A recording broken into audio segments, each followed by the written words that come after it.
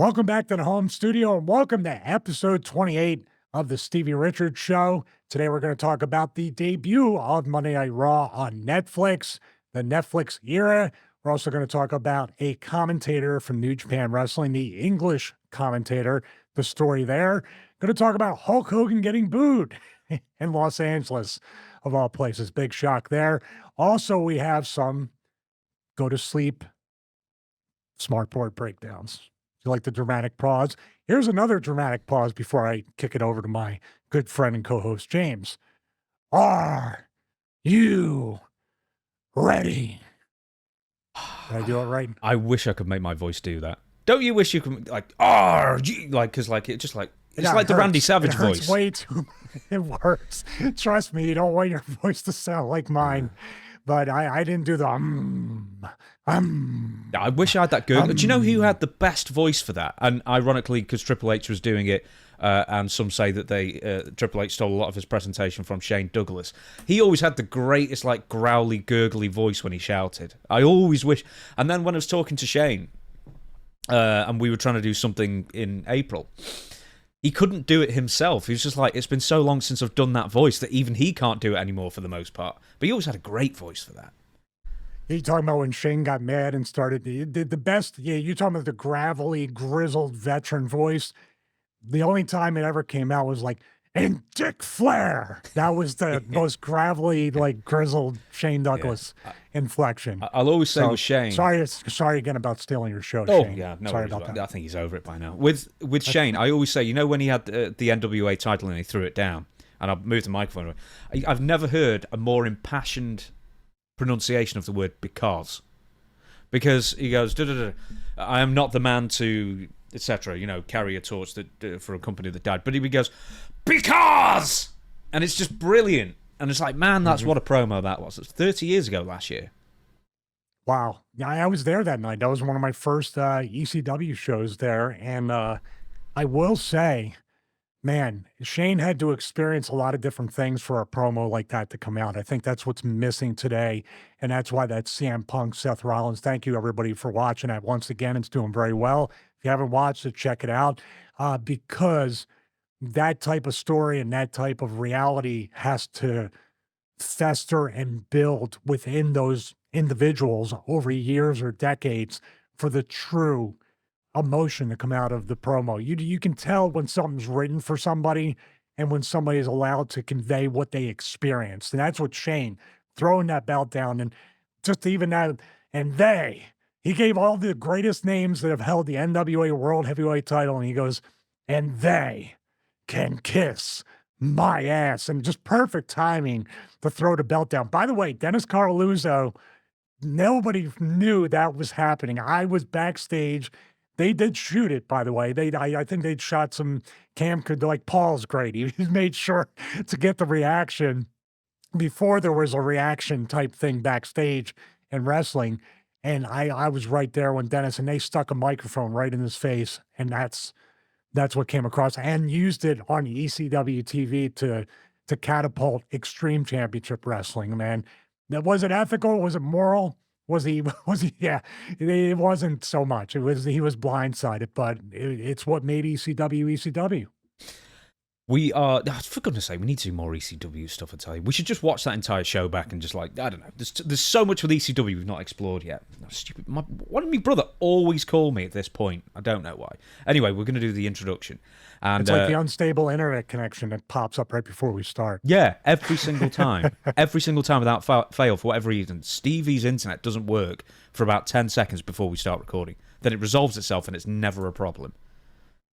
Anyway, intros, books. I've got two, One and Owen Hart, One The Rock. Links are in the description. Please go buy them if you are that way inclined to read a fine biography of those two wrestling gentlemen. And to Stevie's stuff, he also has the fitness channel on YouTube. Once again, the links, all of these links are in the description. What was the most recent thing? It was a huge piece of equipment, a giant contraption. That's one way to put it. Force USA C10 sliding bench all-in-one trainer. I did a chest, triceps, and a core workout, and I started filming B-roll in slow motion to kind of try and improve. people probably know by this point, I'm very obsessed when it comes to this stuff. A back and biceps workout, but in more of a B-roll fashion. It's so hard. Like my form in that video, and I pinned the comment, my form in that video is probably the worst form of any workout I've done since before I was sick because you're trying to explain, you're trying to review, and you're also trying to get, they were so sloppy. Like I had bodybuilders commenting like, dude, don't like follow this guy's workout. And I like the comment because they're right.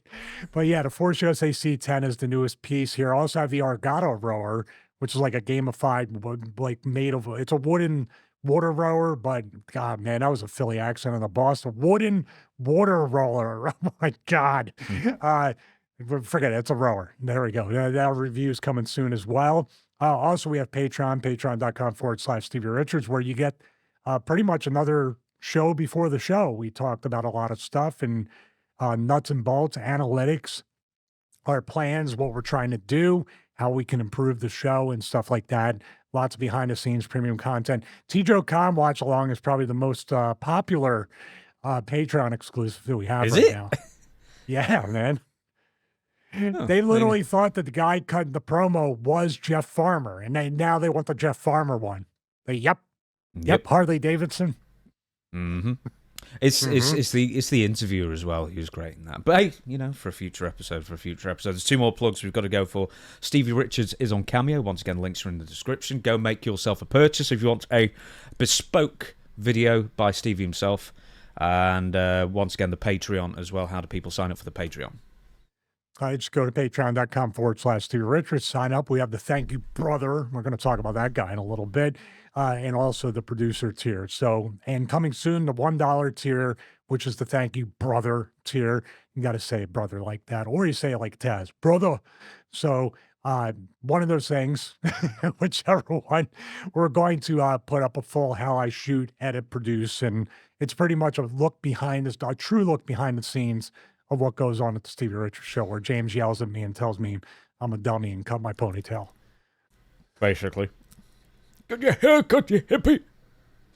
Yeah, where's your pipe? I've lost it. Also, I've managed to chew an entire hole in it. Like, well, my incisors just like bit through it somehow. So it must have been really, really edgy that day when I did that. Right, before we get to WWE Raw on Netflix, which is the subject of this show, Stevie's watched the entire show. I've watched the entire show, plus I rewatched some matches as well. And I've got something to say about Roman Reigns Solo Sikoa that you will not... I think you'll be surprised about what I'm going to say about that. I want to get to one piece of news that I was finding particularly fascinating. And this is Commentator basically ruins his own career. Chris Charlton. I sort of figured that not that many of you are going to be familiar with that name, because I certainly wasn't. He is the English language commentator for New Japan Pro Wrestling. He's in incredibly hot water for basically just dumping all over AEW during the New Japan Wrestling Dynasty event that happened a couple of days ago, maybe 2 or 3 days ago. This write-up is from Wrestling Inc. During Kenny Omega's match with Gabe Kidd, a match that had an interpromotional rivalry weaved into the story, Charlton claimed that AEW President Tony Khan was, quote, a money mark, said the Continental Classic wasn't on the level of the G1 Climax, and that all AEW has done is take talent and done nothing that they haven't already achieved in New Japan Pro Wrestling. Like CM Punk says, tell me where the lie is. But there's more I can add to this, but I mean, straight off the bat, what else can you add and what do you think? I don't know why this guy won Scorched Earth, except for the fact that he was trying to be a very loyal New Japan Pro Wrestling employee. Basically, he was putting the company over, putting that product over. Of course, he had to tell a lot of truths. I mean, the money mark thing and the thing that the Continental Classic, I know that was probably a spin-off or a recreation of the G1 Climax, because they're equally as confusing sometimes to a casual fan. So trying to pay attention to this. And then basically he said AEW done is take talent and done nothing they haven't already achieved in New Japan Pro Wrestling. I would argue that they diminish the value of the wrestlers. Okada is one. Okada's finally showing with that match he had against Will Ospreay what he was meant to do from day one. But, sorry, bitches, that's all he's been doing. And somehow getting more of a crowd reaction than his standard Rainmaker stuff. it's like two different characters in one. You know what I mean? And confuses the fans. I don't know what this guy was thinking, unless he was tired of flying over to Japan and he goes, all right, I'm just going to go out. I'm going to go for it right now. That could be a very real thing. Hey, if you want a commentator to get fired after his first match, this guy, Chris Charlton, so you don't feel bad, have me go over there and pronounce all the names of the wrestlers with my Philly accent, and they'll hire you back instantly. I can save your job, kid. But we don't just have that. You have a quote from resident New Japan Pro Wrestling expert, an AEW employee. Yes, you can't be using those podcaster grifter terms, sorry. says podcast grifter Dave Meltzer. Please read that again. I talked over you. That's oh no, it said you can't be using those podcaster grifter terms. That's a quote. Says podcast grifter Dave Meltzer. That is just such terrible judgment.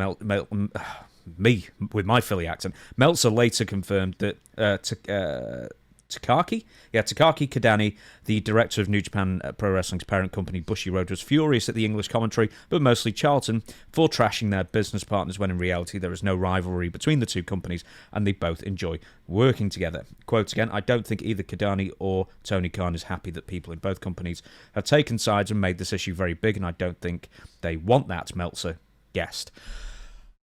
That's interest. Okay, right. Tony Khan is a money mark.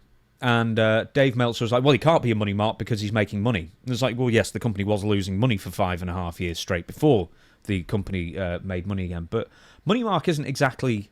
I mean, you have to be a money mark, don't you, to invest in trying to compete with WWE. I don't think money mark in this sense should really be a pejorative term because, I mean, you need to have a lot of money and you need to spend a lot of money to even have a hope of doing it. And you better love wrestling as well.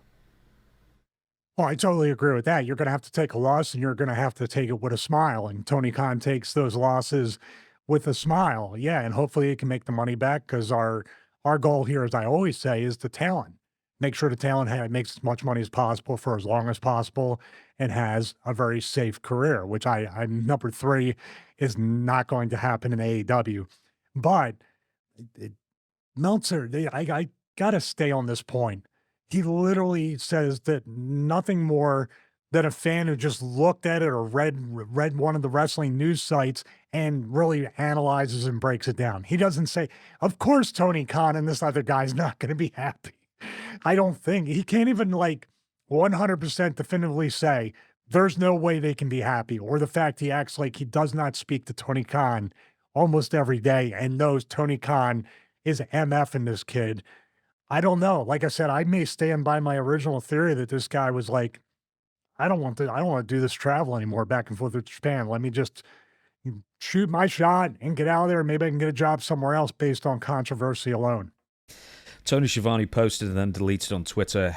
This is the quote. Hey, Chris Charlton, speaking for all of us in AEW GFY, which is go F yourself, I believe, and speaking for all of us who have been around you, take a shower once in a while. See, Schiavone goes scorched earth as well. I mean, I've always liked Tony.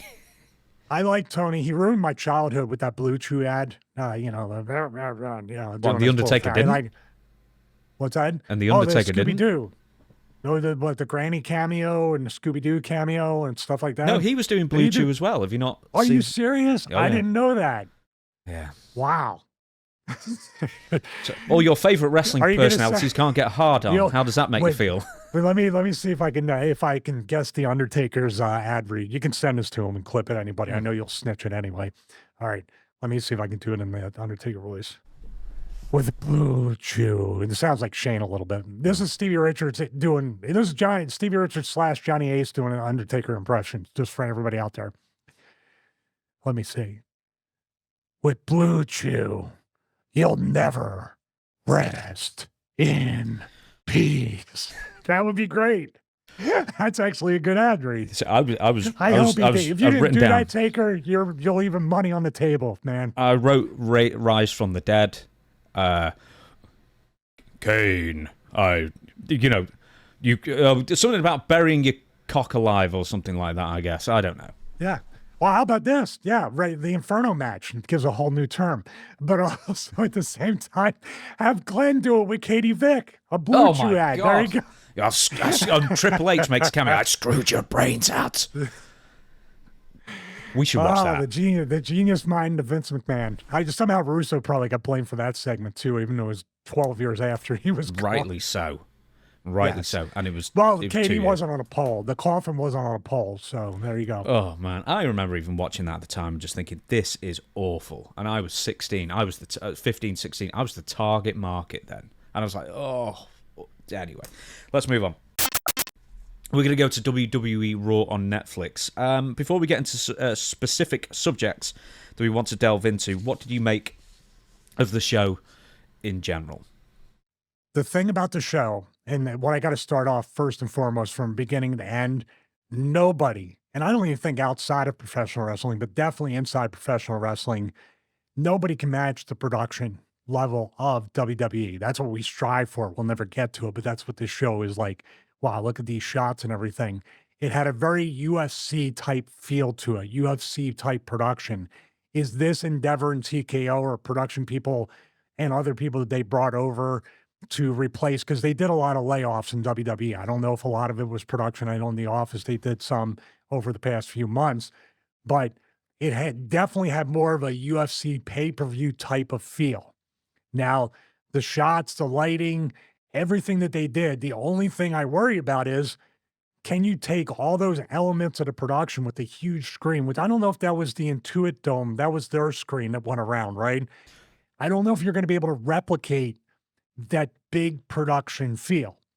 The other thing is point number two, I always am very, I don't know, I cringe a little bit whenever they selectively put over the house and how much money the gate drew, but they don't do it every single week. During the Attitude Era, when they were selling out everywhere, Jim Ross would say it almost every single week. We're here at this building with this many in attendance and in this gate or whatever, but they selectively do that. So if they don't do it, you assume they don't have a good house for the TV. That's what I get out of it. The other thing is production-wise, I don't know if you caught this, a little Easter egg, because I live in Florida and there was a place where they did a drone show and the drones just started flying into people and like falling out of the sky. That drone shot is amazing to go around the crowd and everything. You got to use it sparingly because that GPS could just go like that and you're flying that drone into somebody's face. Have you ever seen like that drone racing? They always use like empty stadiums for that kind of thing. Yeah, I've seen they use it on sport mode or some of the really expensive ones. It can go up to like 50, 60 miles an hour. It's crazy. But I mean, we're going to talk more about the actual wrestling and the segments and all that stuff. But when I looked at it, there were certain things that was just like, I think they just want to shove it down your throat that this is not Vince McMahon's company anymore. They put Triple H out there every chance they get. They put him on the voiceovers. They even switched I know Vince would go nuts for a black mat with all that race car, that NASCAR advertising. Vince would go nuts. And I tend to agree. I think it actually made, in a way, that black apron, and I'm splitting hairs, it sort of made it look more indie than WWE. Did you get that from that? We'll be getting to that. Let me tell you. That apron's an entire segment we're going to be talking about. I'm going to give you some of my thoughts. I watched it all the way through, as I say, and then I went back and watched a couple of matches a second time as well. I was more excited for this show than I was WrestleMania. I thought this was going to be absolutely great, and I hate to say I was bitterly disappointed with it. I thought it dragged on. Like Eeyore dragging his bottom along the ground. Just nothing happened. I mean, it's somewhere between nothing happened, no storylines of any real value happened. In fact, it killed more stories off than it, perpetuated, but we'll talk about that later as well.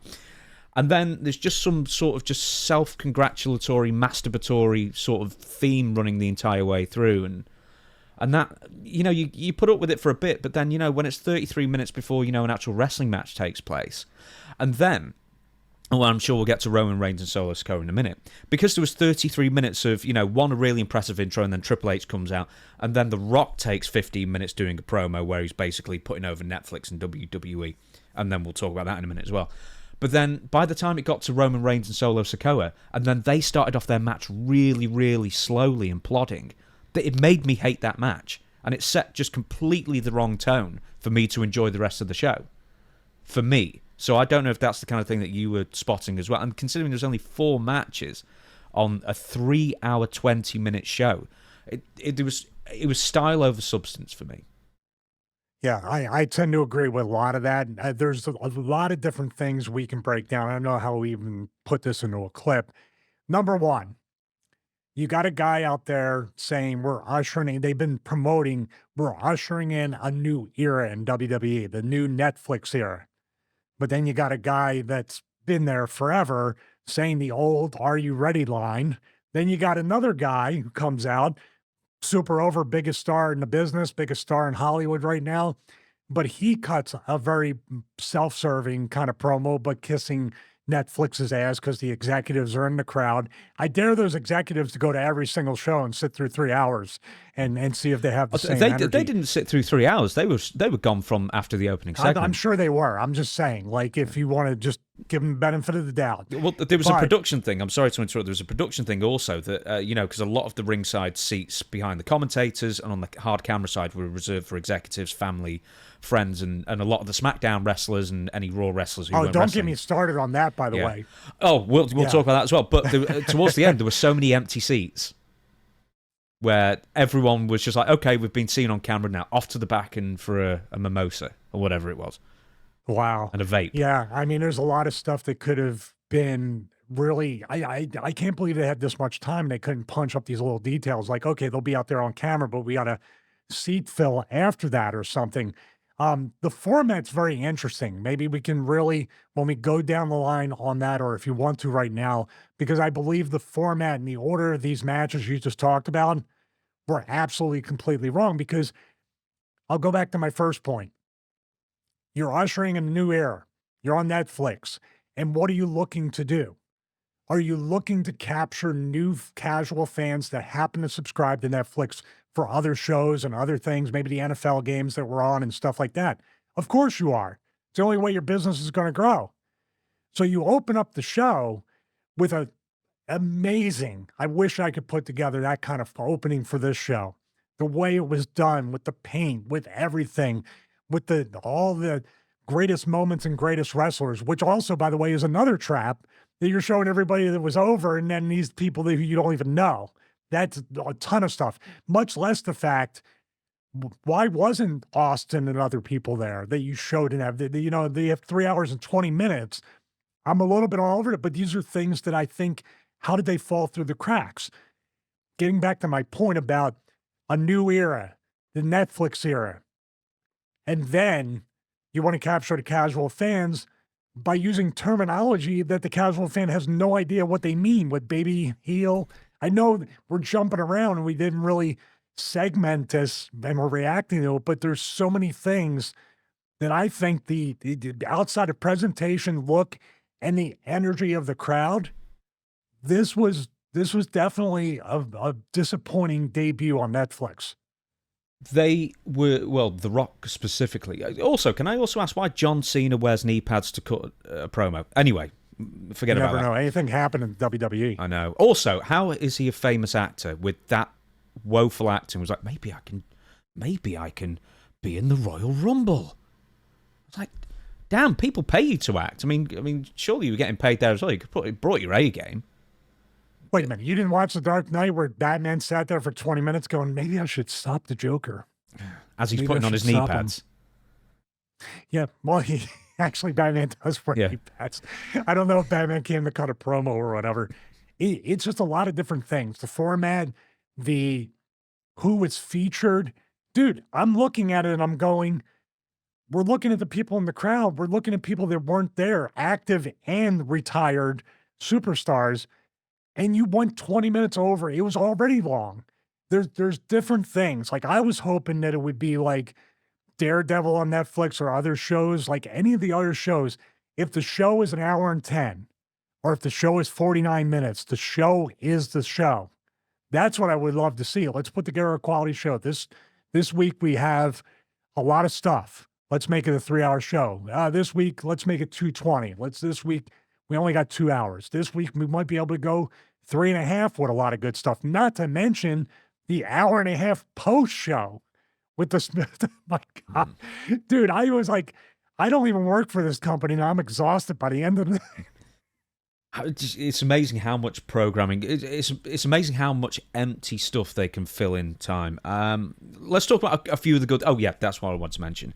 The Rock I need you talks to about. wrangle this in an organized I'm fashion. trying Thank you. to. I'll tell you. The arena. You know, a WWE record for an arena gate ever.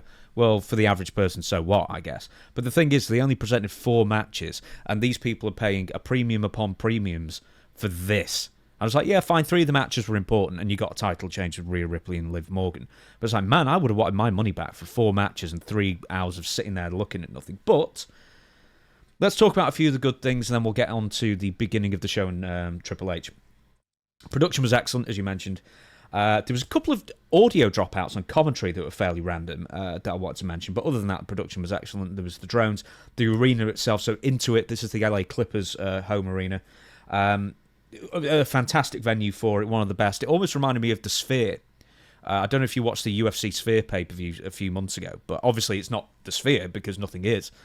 But it felt that dramatic of a show. You know, they were taking advantage of all the technology available to them in the arena. And once again, I know I've said this before, I love the minimalist entrance. I love the minimalist entrance where, you know, it's not a huge Titantron. It's far better just to see crowd audience behind, and I love that. And one more thing, the promo, where they did promos with The New Day, The Miz, and Karrion Kross. I love having the crowd as the backdrop, like they did in Superstars days. I love the that. old Mean Gene interviews and stuff. I love that too. They went back to that door, and I remember Kid Cash gave Funaki the Brainbuster on the platform. Remember, they on SmackDown, they were bringing that back a little bit there. I'm all for putting the commentators up there and having a crowd behind them. Oh, like So they're Saturday not- Night's Main Event style, yeah. Yeah, because you know why? Because when the crowd is that close, you have all this going on and people waving and trying to distract the commentators. This way, they're on a platform and you see the sea of people behind them, unless they're not there, like AEW. So you don't want to show them then. But You sent me yeah, that there's a lot photo of- of Edge and Chris Jericho Cope and Chris Jericho facing off. And it's like, I know it's the hard camera side, but it's like, no, yeah. you still have seats that you can fill around the cameras. I mean, it's just that's a whole nother thing to talk about. But with this show, and you're right with the entrance. You know what the entrance is, and this is why I give it to Triple H. You're bringing back elements like that you loved as a kid, and I loved it as a kid for Superstars, for the weekly wrestling shows, and also I remember even the pay-per-views like King of the Ring, even to a degree WrestleMania, where Austin won the title in Boston, WrestleMania 14. He won it from Shawn Michaels. That minimalist entrance, but they still have the low screens across for the Titantron, and you do see the people that seem to be spilling over into the Titantron. That's like the old, like remember the old rainbow LED lights with the WWF logo above it, and they would come through the entrance. That's the stuff I love. You give it a 2025 like fresh coat of paint, but you still have the bones and the foundation of what made me love that entrance as a kid. I'm with you on that. The crowd was fairly dead because, once again, they just weren't presenting enough for the crowd, if nothing else. So, you know, they were up for Punk and Seth Rollins. They were up for the first match, but then in the middle, they were just pretty quiet. And another thing is that they promised several things that didn't happen, including a Rey Mysterio tag match with a mystery partner who we all presume is going to be Penta. And there was also going to be a last woman standing stipulation with Rhea and Liv Morgan, which didn't happen. It just ended up being a straight match, which is smart because you're opening up the show with essentially a hardcore match, and you don't want to follow a hardcore match with a hardcore match, as we've discussed previously as well. That being said, we're going to go to the beginning of the show, and there's a voiceover, really wonderful video package played on this sort of big white curtain surrounding the lighting structure and surrounding the ring, played for everybody there and for us as well. And Triple H is doing the voiceover. And you've got the full quote. I don't know if you've got it to hand, but you've got the full quote of what he said that we're going to pick apart here. Or would you like me to find it? No, I got it right here. Okay. I got it. I messaged it to you. I wanted to do that, and I was going to make it a hard cold open for it and just show the worst like bloopers of us during it. All right. I don't have to do that in between, do I? All right. It's as real as our ancient yearnings. That's a Vince McMahon line right there. Ha ha. My wife said I have to get those in. So start counting, everybody. All right. It's as real as our ancient yearning, not merely for a hero, but the villain as well. Just as they need each other, so do you. So do you need them to tell a story. But what of the story of the wrestling itself, or the story of wrestling itself? What if a canvas could speak on an ageless carnival with primeval roots, but came of age with what? With that most American of institutions, television. As television changed, so did wrestling. And together, they changed America. And Hogan changed America last night, too, or Monday. That's not there. That's my commentary. Truth is, a great swat. I know he wanted to say, it's funny. That's an opening interview thing. Truth is, a great swath of American culture is born of that eternal battle between the face and the heel. Should we stop right there? There's one more as well. Something to do with real. No, it's later on. Yeah. Include that line, or is that not him? No, it's not there. I copy and pasted this off one of the news sites, but he did say a work into a shoot, right? Yeah. Towards the end. So we don't have to read the rest of it. Basically, I'll tell you this. He did a lot better read than I did, but he had practice and multiple takes. Whoever wrote that's awesome, but there's some very old school Vince McMahon verbiage there that, like, it's just weird, unless it's just instilled with the company. But that sounds like something Vince would voice over. Very weird. I mean, Triple H is essentially turning into Vince. I mean, like Punk said way back, you don't even have like pants with back pockets for your wallet or anything. So that was a famous rub amongst the boys that Vince never had pockets in his pants. It's very weird. Really? In the back. Yeah, where you keep your wallet usually. I never kept my wallet in the Listen, the these back people anyway. are way above our pay grade. I mean, we don't look, and He pays people to have pockets for him. Exactly. He has somebody call it, maybe it's Orange Cassidy. That's what Jim Cornette calls them, pockets.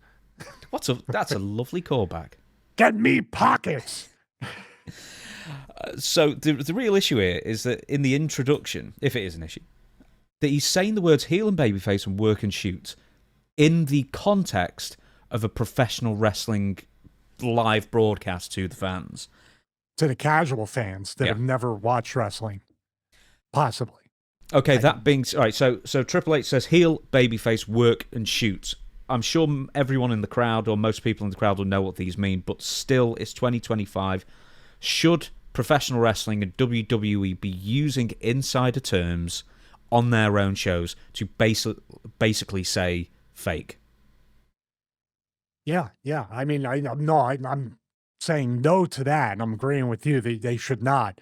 This is the whole thing with this.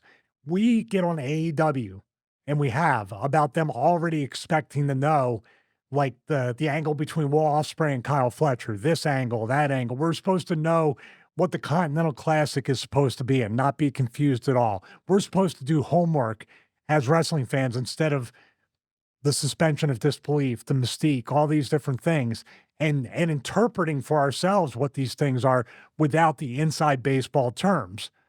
That's what we criticize AEW for. How WWE, like I said, why is WWE taking the media scrums from AEW? And why now is WWE cluing the fans in, hey, you fans in attendance, you paid a lot of money for a fake. Hey, by the way, catch the show afterwards so we can tell you how fake it is. Yes, I agree. And these words don't do anything except potentially confuse a casual fan. And the fans that are smartened up, like, oh, wow, he said that. Does that sell one t-shirt? Does that sell one action figure? Does that sell one pay-per-view? No, I don't get it. And I know their way of looking at it, James. We're not going to insult the intelligence of the fan anymore. Okay. Then why did you give them 4 matches in 3 hours and 20 minutes if they wanted to come and watch a wrestling show? And you ran unopposed to Monday Night Football for the first time in months. This was your time on a service where people pay. Now, people could have paid just for the 1 month of Netflix to see what the WWE was going to offer. Do you think they're gonna stick around? I guarantee you week 2, 3, and 4 are not gonna be the level of effort that they put in or the presentation or the arena. All those things are going to diminish somewhat or excessively over the next few weeks and months.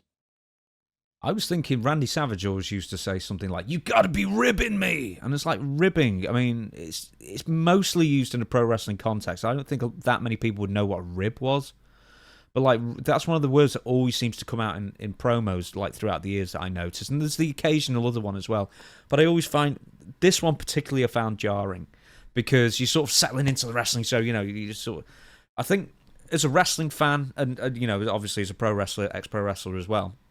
Maybe current, again, you never know when you're going to get back in the ring. It's you just have to go through this automatic process of suspending your disbelief as soon as you turn the channel on. And then anything can take you out of that. And I think it's sort of just a weird thing to try and take, you know, just to make it that much harder right from the off to sort of get into it by sort of saying those words. You know, Vince is whatever. Vince McMahon is whatever people you can see all the stuff that's come out over the past few months. But you have to give Vince credit for at least having his finger on somewhat of the pulse of what a casual fan or somebody. It's cliche. We used to joke about, you know, you have to say your name 100 times because someone could just be changed the channel. That's excessive. But I do agree if somebody's watching, it's not their job to go and look up what work and shoot and baby and heel is. By the way, you pick up a phone, you're not watching the TV anymore, which you could see a lot of people in that LA crowd doing this with the fun, like not even watching, just watching through the screen or live streaming it or doing whatever on their own little platform. But Vince always said words mean everything or something to that effect. I'm paraphrasing. But basically, it's like I hear a lot of people saying the word kill.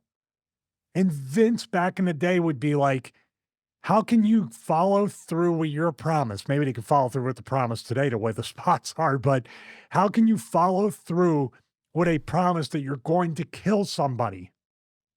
And it made perfect sense. Not even on the microphone, but in the ring. If somebody's over, like, I'm going to kill you.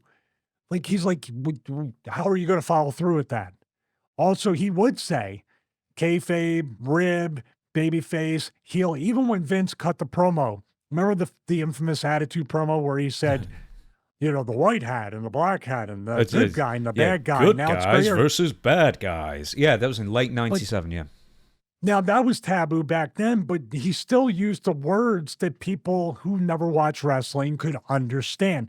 And I dare to say, that promo with the Attitude Era where they ushered it in is a 1-to-1 ratio of this promo. Was Triple H trying to recreate that Vince promo? I just kind of put them together like right now, but literally that's a long, extensive version of Vince's Attitude Era promo. Triple H was doing this at WrestleMania last year, was doing the same thing. He was constantly talking about new era, new era, new era all the way through. So I think ever since Vince left in, what was it, January of 2024, that's all this has been. But, you know, but on the biggest platforms, WrestleMania, Raw on Netflix, the debut, this is where he's really hammering it home that Vince is gone. Well, if everything is the new era, it's like the Dixie Carter. Every month, something was changing the face of wrestling. If everything's the new era, nothing's the new era. And dare I say, this dude has been everywhere. Like, I've seen things online, 14, 15 things. It's all about Triple H. Like, this is still my theory that these guys on any level cannot let go. And if you're saying like the first two things I see are two people I'm not going to see each and every week on Netflix, and then John Cena, I would say John's probably going to be a weekly thing leading up to his last match at WrestleMania. That's probably a safe bet because John will contribute as much as he can. But The Rock's not going to be there every single week live. He might do pre-tapes and stuff like that. Triple H can't perform, obviously, because of his medical issues. So I go back to the Saturday Night's Main Event thing. Why is it after the Cody stuff and the package pile driver, which everybody forgot about, and Cody was able to just diamond cutter and not get any heat? We'll get to the no heat on this show whatsoever, but Triple H and Kevin Owens get into a shoving match after he lays out Cody. Is the money there? Like there's this weird thing where Hunter is still playing the part of somebody interjecting himself into angles and all these other things, but you have no payoff where there can be any physicality in the ring. So it's very this, you talk about money, Mark. This reminds me of a promoter putting himself on top of the show on the indies. Because everywhere you turn, it's Triple H. And if they're trying to shove it up Vince's butt with all this stuff, you're only damaging the product yourself. And then Triple H is in the ring, Rock is in the ring, all these things are happening, and you have, and we'll get to this part right now, you have active wrestlers that you have on each and every week outside as fans. Now, this is the UFC presentation, but in theory, it's great. In execution, it doesn't apply. There's two different things we're looking at. When you have a fighter in the crowd at UFC watching a fight, number one, they're usually having that person placed there because he's fighting the winner or he's fighting the guy who, whatever is involved in that fight. And his fight's not going to be in for another month or two. And he's not fighting each and every week on UFC and then sitting in the crowd as a fan. These people that are sitting in the crowd are going to be on Netflix next week as wrestlers, but they were presented as first impressions as they look like every other fan.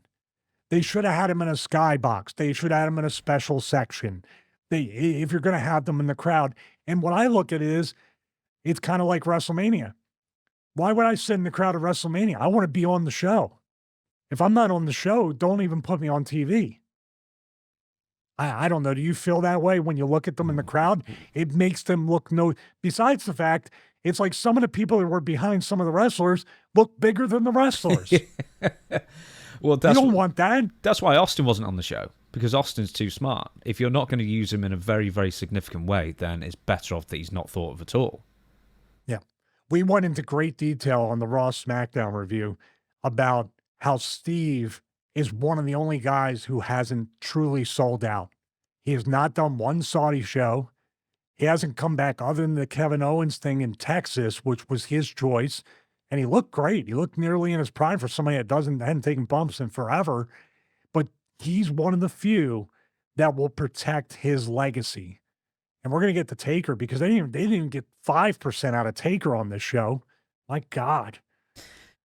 So, we've already done the Triple H thing. I'll bring it back to the shooting work and all that kind of thing one more time. I want to give an example. Matt Stryker was really bad for this. And we're talking about commentators beforehand saying things they shouldn't. We're talking about Matt Stryker specifically talking about insider language when it really isn't necessary.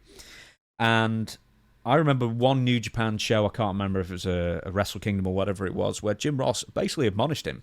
Like Matt Stryker was saying, whatever insider terminology it was, getting heat, let's say. And Jim said, I don't know what getting heat means. Can you explain that to me?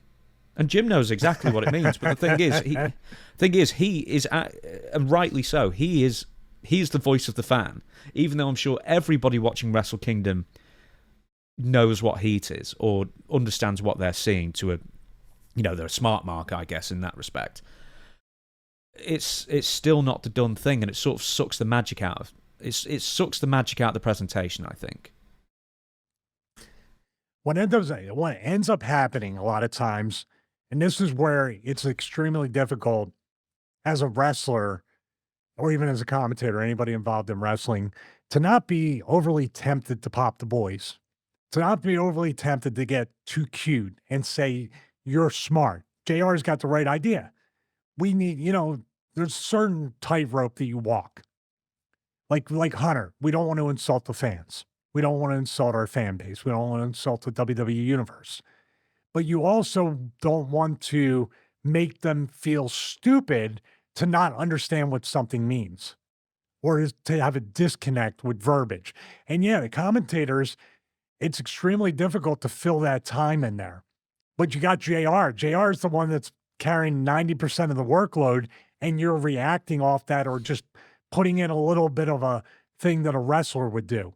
Yeah, getting heat, it's stupid to say in a way because somebody's going to go, what does that mean? But if you say he's beating him while he's down, he's keeping him down, he's roughing him up, he's trying to hurt him, people can understand that. You know, he's trying to win the match, but he's doing it in a heel way, not even in a heel way, but he's doing it in a way that cheats or it's a little he's taking shortcuts or whatever.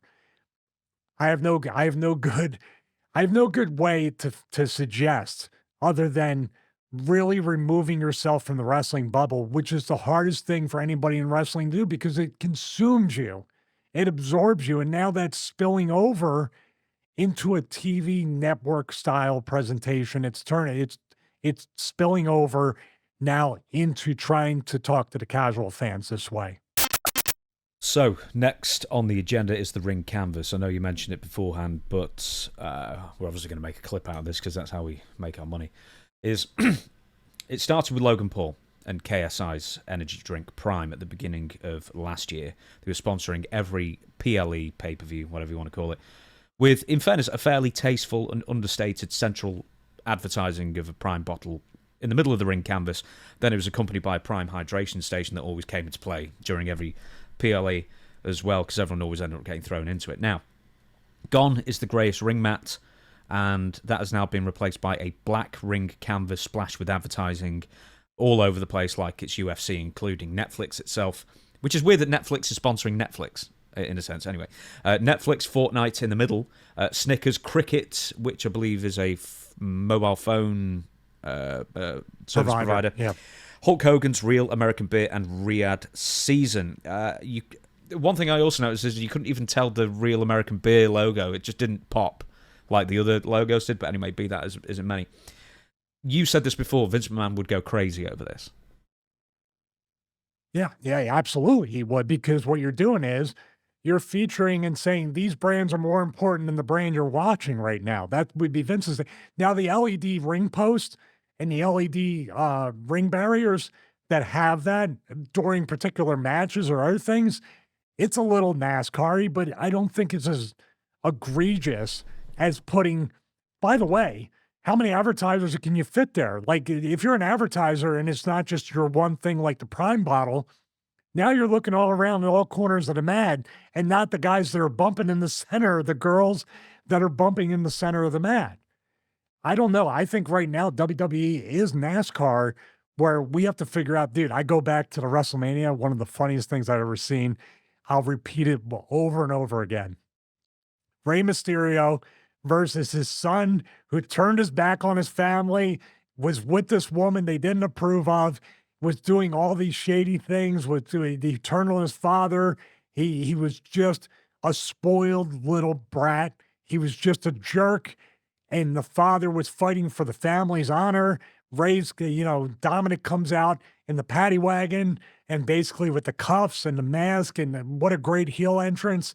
Ray comes down as the father that's going to teach his bastard son a lesson and then spank him, put him over his knee. But before that, here's the Cinnamon Toast Crunch mascot coming down to really add to this blood feud. Dearie. It's capitalism at its best, isn't it? Oh my God. The only thing why didn't the Cinnamon Toast Crunch mascot not get involved in the match? That would have been awesome. You could pull the mascot thing off and it could have been Dominic's sister and she could have kicked him in the nuts. There would have been something to that. Poured milk over him as he was like, if you're going to go that way, you might as well go all the way. But that is the most that there is that's the new era of WWE right there. That and the ring canvas and trying to really just maximize the money. KSI, when he was the Prime guy, did really well on that. Sorry, I do apologize for interrupting. When KSI was dressed as the Prime bottle, I thought that was a really good way of integrating advertising because it made all the sense in the world in that respect. And they even did a photo afterwards with him on a gurney, on a stretcher, just go, like that. It was all in good fun and all funny and everything. But it was great. If you're going to integrate advertising, that was a really good way of doing this. Yeah, because KSI is the goof, not the goof on the company for doing it. Yeah, I totally agree with that.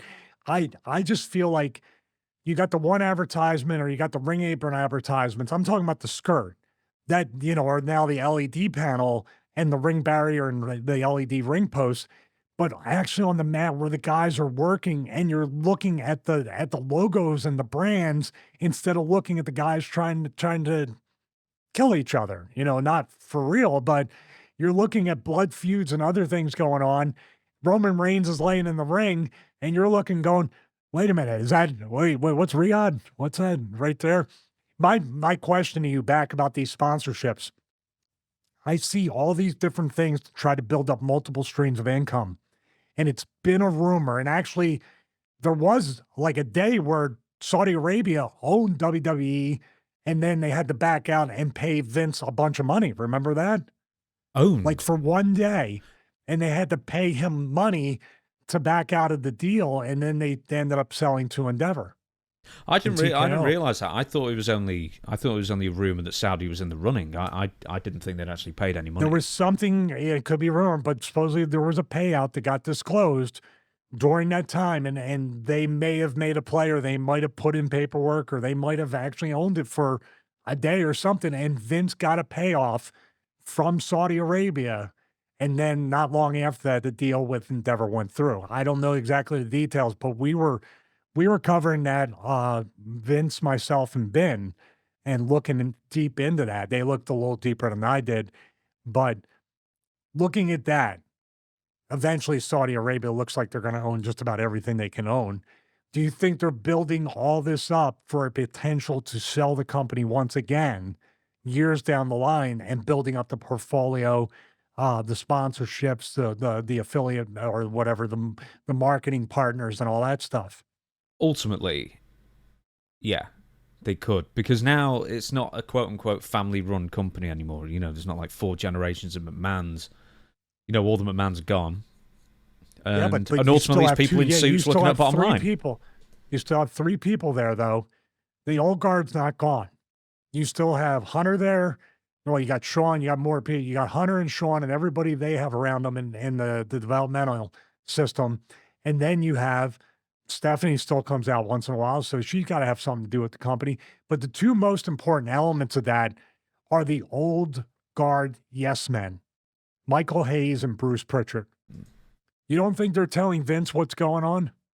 One of them or both of them? Oh God, yeah, absolutely. But that's not the point, though. I mean, the point is that it doesn't matter if Sean's there or Triple H is there. Yes, Triple H has got a high position of power, but guess who's above him? The Rock, many people on the board, Nick Khan above him, Mark Shapiro, other people. The people in the suits are in the driving seat, and if they see dollar signs in their eyes big enough, they'll sell it because that's what people in suits do. Well, what I meant was they sold it to Endeavor to get the old guard of the Vince McMahon era stink off of that. That's why they're doing this Triple H and era and the Paul Levesque era and the Netflix era and all that stuff. What I'm saying is that you still have the potential for all the Vince McMahon era baggage to consistently come out. As a matter of fact, didn't both those guys, Hayes and Bruce Pritchard, take leaves recently? I don't know if they're back They yet. did, but I think with Bruce there was I don't know if it's a family issue or an illness issue. I've got a feeling it might have been an illness issue, but he's also been off his podcast as well. So I think Michael Hayes was gone for a brief period, but is already back. I think Bruce might be back as well already. There was a photo of them that Okay. came out a few days ago. Well, I'm just looking at it from the timeline of trying to get all that and move on completely. I still don't know exactly why those 2 guys are still there. I don't want anybody out of a job, but I don't know why those guys are there. If all this other infrastructure and the Hollywood and the TKO and the UFC stuff, if all these things are intertwined and there's a new management in there that controls it, like you just said, those suits, these old school carnies, like they just don't fit in. Triple H at least got groomed by Vince to kind of take that position. Vince actually, whether he liked it or not, was training his successor. He just didn't think he would be gone when the successor took over. Ari Emanuel's the name I always forget, but he's the Yeah, head yeah. honcho. Ron Right, Manuel's brother. let's get back to the ring canvas then. One you've said the sponsorships, which is just jarring and takes your eye off the action, which is to a degree correct. We're going to talk about the ring canvas more in a second. I think it works better in UFC because of the camera angles. The hard camera with WWE is lower, and therefore, if you're just looking from the hard camera at the canvas, it's harder to see some of the sponsorships on the ring canvas as well.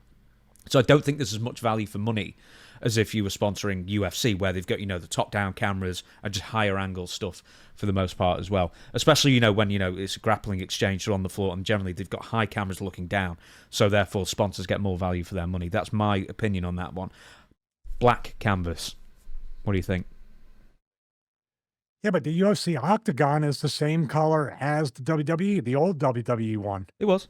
And what I'm looking at right here is they got the brighter canvas. I got overhead shots where they have like Monster Energy, UFC store, all that stuff.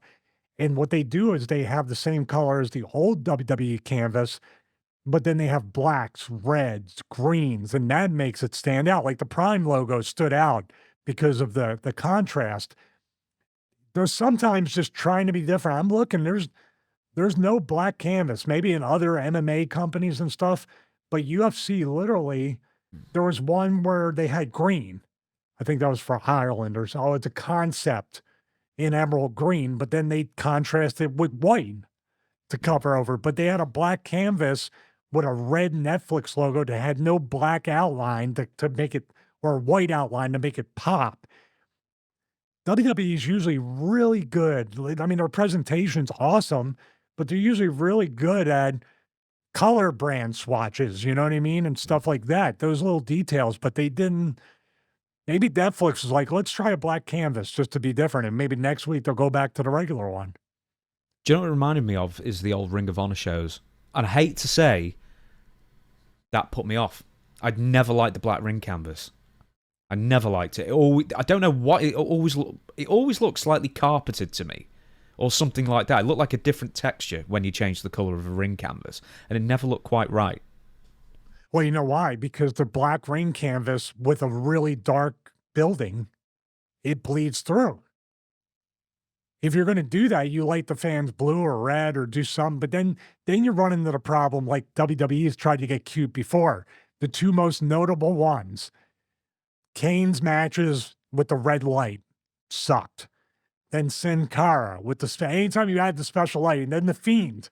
I think that was the third one.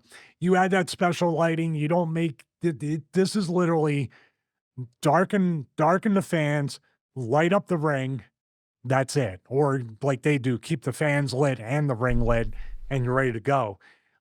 This is one of those things they should not change. They should go to the throwback WWE or WWF days of keeping it light, keeping it bright, and putting a very, how should I put it? Everything else was a vibrant presentation, but the black canvas made it a very dull presentation in the ring. Yeah, that was always my criticism with AEW Dynamite, Collision especially for a while. It just everything was greys and blacks, and the wrestlers wore black, and and the same with WCW back in the day.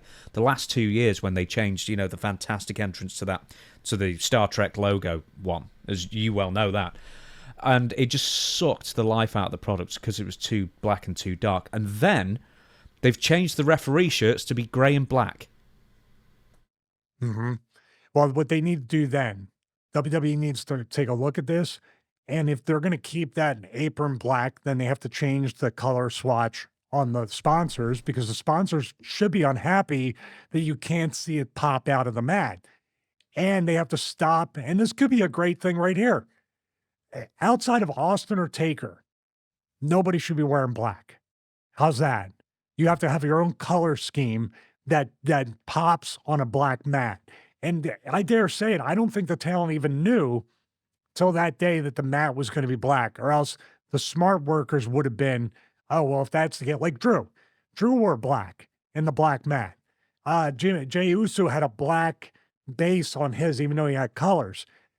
Drew should switch to like a blue or something like that if they're going to keep the black mat and act accordingly. The workers have to be separated and more of a 3D space within the ring and not bleed into the mat. That's a very people think, well, what are you splitting hairs for with this? Because it really does. You may not know it, but subconsciously, the logos, the sponsors take your focus away from the match. The colors being too bled together. How can you say it? I wouldn't say distracting, but too much of the Homogenized. same. You don't focus. You don't focus on the actual wrestlers in there. You're looking at like like somebody threw the same paint color across the canvas. That's kind of I can't quite put it in the words, but it's not a good thing. It's a downgrade from the previous canvas. Now we're going to be talking about The Rock. And he comes out after Triple H. So there's the video introduction. There's Triple H in the middle of the ring. Are you ready? And then The Rock comes out with his People's Championship. And then immediately, now I don't know if you picked up on this. I'm sure you did. How quickly you picked up on this, I'd like to know. Is that he comes out, his music plays. He's smiling, shaking hands, kissing babies, glad handing with the Netflix types and the TKO executives in the front row. I'm sorry, I think the Netflix guys were in one of these skyboxes, and interacting with his family. All of a sudden, here's the thing: he's now a babyface again. He's been, apart from one brief appearance which didn't lead to anything.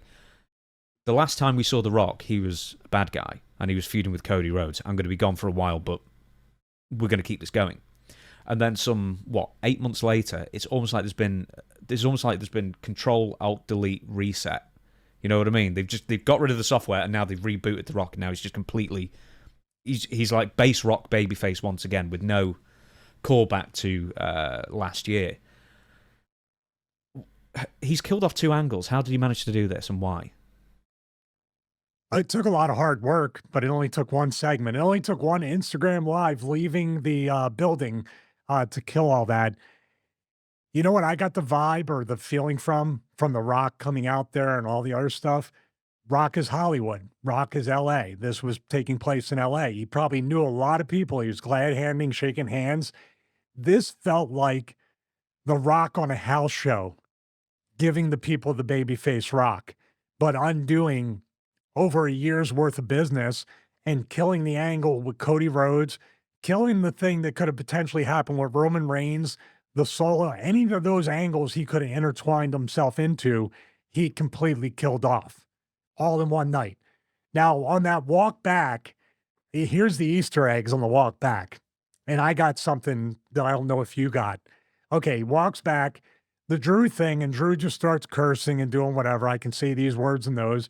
But Drew's smiling and laughing, and that's fine because Drew has a very much, I think, a grounded character. He doesn't always have to be the grizzled, miserable, bitter heel. He's just telling his truth, and he's trying to troll people or doing whatever. So that's cool right there. The Cody thing, when he just said, "I come in peace," and that's supposed to be all good. Hey, remember that tour bus? Yeah, you had your blood all over it. Yeah, that's cool. Hey, by the way, let's drink some alcohol. And if I'm not mistaken, backing up, didn't Rock bring his kids? Or he brought a child? Yeah, a couple of his kids were there with his mother, Atta. Okay. So, Rock is walking through and leaving, by the way, without his family, without his kids. He stops with Cody. Let's drink some alcohol. Okay, let's drink some alcohol. We're going to have some alcohol. And he still had the red Solo cup, right? With him. And he hops in his truck and drives after drinking some alcohol and leaves his kids behind. You get out. I'm on my own. You're on your own. Find an Uber. Find a Lyft.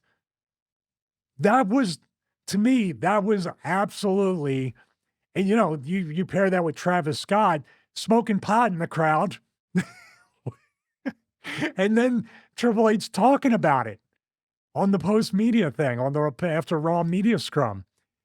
So this night was very strange, where you're actually, now that Brock is a babyface, Travis Scott is smoking pot in the crowd, and Travis Scott has had his own controversy with that concert and everything. He's getting cheered.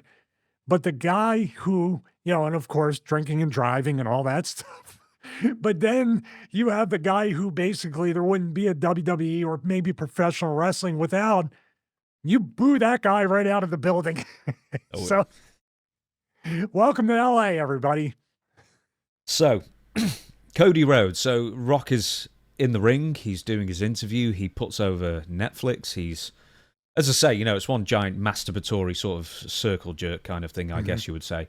How great we all are, Netflix and TKO and WWE, etc. But then he turns to Cody Rhodes, and I won't say exactly what I wrote in the script here, but he turns around to Cody Rhodes, who's in the stand. He's in the front row or wherever he is. He's sort of like set back as well. He's just hanging about with the fans like an absolute mark. The WWE champion surrounded by other people. And then there's a Samoan guy, was it like Samu or something, who looks twice the size of him. And he's behind him as well. So somehow they made Cody look small, look like a fan. And then we'll talk about something else with Cody in a second. But yeah, just the production of having that interaction. And then there's a camera with Cody looking up at The Rock. And he looks like he's on a 10-foot plinth looking down on Cody as well. Just that weird visual. Yeah, there's a lot to really dissect and break down with that. By the way, all I thought, I was just laughing. I was like, this looks like The Rock granting a wish to a sick kid live on Raw. So they could not have, the WWE champion is sitting there. Now, you can talk about NXT or people that aren't as over. I think everybody who's a full-time roster member should not ever sit in the crowd unless Cody was out there for the entire night, which also could be distracting for the matches to get into the ring to fight Kevin Owens. But they had him out there, and then they shuffled him to the back, empty seats once again, as you said, to have his music hit. If you were doing, why were you even in the crowd to begin with? That just looked like a setup segment.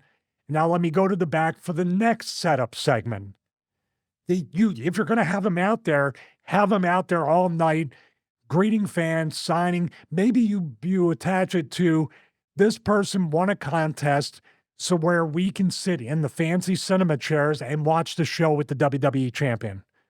Okay, I got that. But then Kevin Owens could do something to draw Cody out to join the fight. I think that would have got an even better response.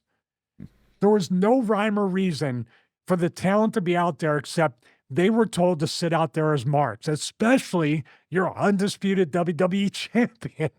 And then, like you said, the reason why the ring is as high as it is and the fans sit where they are is because the guys in the ring are supposed to be larger than life. Not some guy who is retired from wrestling and you may not even know he ever wrestled. It was like, dude, what's that guy behind him? He should be a wrestler, right? All wrong. And I have to say, like, they usually put great amount of effort, and maybe this is I figured 100 would know this is a worker to protect other workers. But the Vince McMahon era wouldn't dare have anybody out there like that. Or why not Cody on commentary for the first Raw? I don't even know. I'm stopping myself right there. You know why? The first show on Netflix, and you don't have the WWE champion defending the title. You don't have every title defended to show, here's all our titles, much less, like even showing the belts. Maybe somebody will go to WWE shop and want to buy a replica belt. You're not featuring the props that you can convert merchandise on. People might be like, wow, God, you guys are really splitting hairs now. Well, that's what WWE used to do so well, is split hairs about everything. And it seems like they're really just, I don't even know, dude. I kind of didn't think all these things until you and I started messaging back and forth about little things here and there. And I'm like, yeah, wow. For all the time they had to prepare and everything, it seems like it feels like this was a 4 p.m. script ripper, as they would have done during the Vince thing, and they were writing the show right up to showtime. It felt to me, right, okay, so The Rock says, I want to make mention of somebody. He's done a fantastic job of being WWE champion this last year, representing the company, which he has. I mean, WWE has had a banner year, and if they had a crappy champion, they may well have done, I don't know. I mean, the momentum's so great with WWE at the moment, but Cody, has done admirably as champion and in the face of the company. That being said, the way that The Rock presented it, to Cody, he might as well have reached out and scruffled his hair and say, good job, little guy. And then he said something, and then Cody, doing it. Yeah, You're doing it. You tied your shoes all by yourself. It's sort of like a Rosie the Riveter kind of.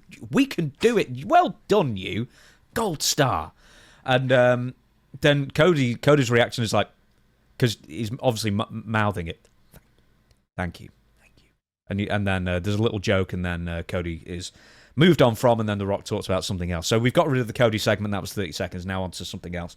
One more thing is that the last time Cody and The Rock shared a ring, it was April after WrestleMania, and didn't The Rock give Cody something and then whisper into his ear, and then Cody was really angry, and then the big mystery of what did The Rock hand to Cody, and what does The Rock have? No. The first time The Rock showed up when Cody was in the ring with Reigns on SmackDown, and Rock came out and took the match from him right then for the WrestleMania that started that, and he whispered something in Cody's ear there. That's the part where Cody would, the very beginning of this whole angle leading to WrestleMania last year. By the way, the reason why Cody is a great champion and representative of the company is because they gave him a 2-year storyline before winning the title. That's why Cody got so over. The journey was awesome with that. And even this thing with Rocky, there was such a dip that got everybody talking, like The Rock versus Reigns. Rocky just came in and took the match from Cody and said, better luck next year or whatever. That was awesome stuff that got people talking. For all I know, during that promo, and that's the other thing about this Raw. You had to watch it twice. I had to go watch everything a few times. There was nothing really memorable that got people to stick with. In 3 hours, 20 minutes, and then the post-show thing, it's just nuts. What a long, long night that they didn't need to do. I think if they had come out with Netflix, 4 matches, an hour to 90 minutes of boom, boom, this is what you're going to get each and every week, you know what I mean? Mm-hmm. And prime the people for that. Instead, now people are going to be like, you can pause the show and watch it like a DVR. So people are going to start doing that too. I don't even know what the ratings are going to be, if they're even going to talk about ratings. I looked before the show. I didn't see anything. But Raw was averaging 1.6 million viewers for the entire year for 2024. I'd be interested to see how Netflix handles those metrics. Oh, well, they'll probably never be released, so sort of Raw viewership is done and dusted now. I'm right, by the way. The Rock and Cody Rhodes, after WrestleMania, The Rock gave Cody Rhodes a box that contained a mystery gift that we never found out what it was. So that was the cliffhanger that I don't think they've ever addressed. And then The Rock disappeared.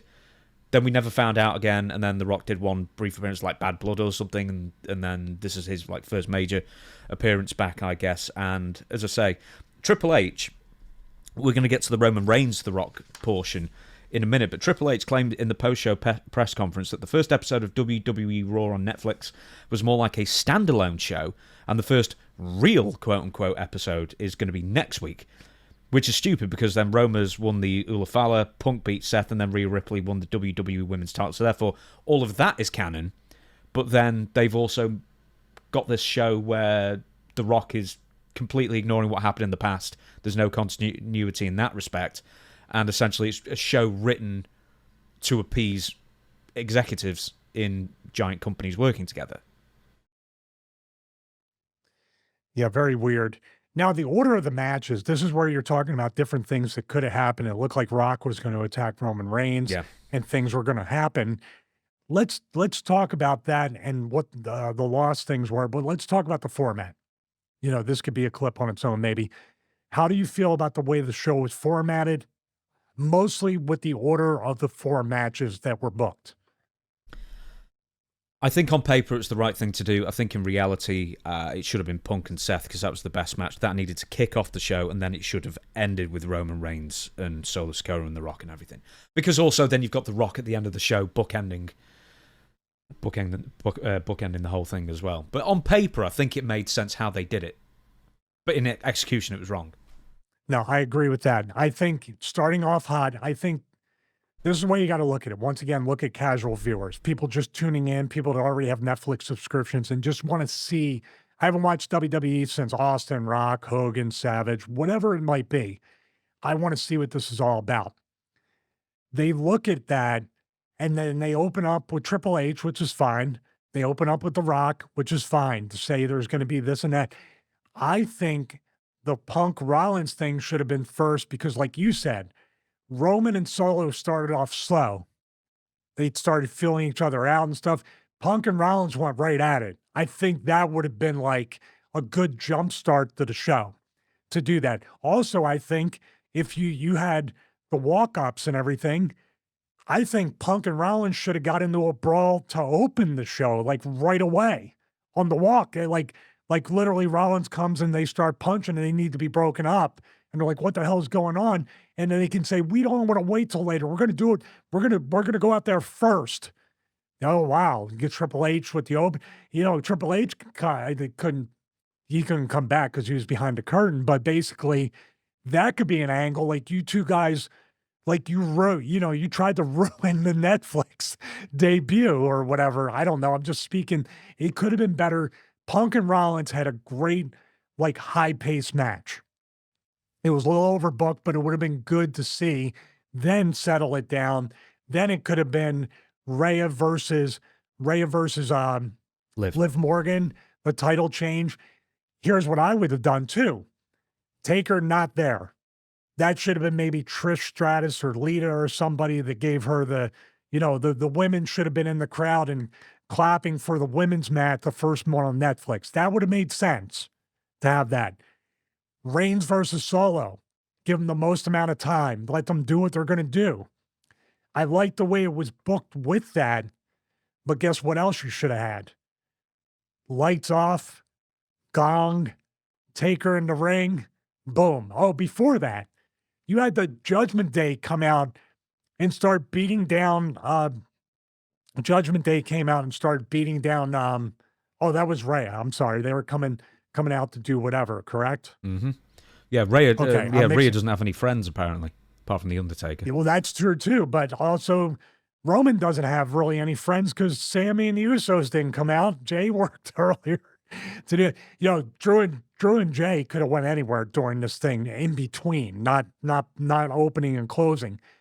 But I was thinking about involving Taker in the finish and doing something like chokeslam and Solo, or doing something like, if you're going to overbook it and make it like run-ins and do that towards the end, you need to have as many people as possible and mirror what Taker did at WrestleMania 40. Boom, in, up, down, there you go. And then The Rock at the end, this is why I think that this would have been a great finish and cliffhanger. You have Roman go over with all that help. Rock comes out and does the thing. And also, this is still telling the story that Taker chokeslam Rock at WrestleMania 40, so maybe he has a problem with Taker still. Who knows? But Rock comes out after the match is over. Roman wins, all that stuff. And he does. He goes to put it on him, but right at the edge where he's about to put it over his head, throws the arm up, hits him with a rock bottom, stands up over him, and puts the thing on himself. Fade to black.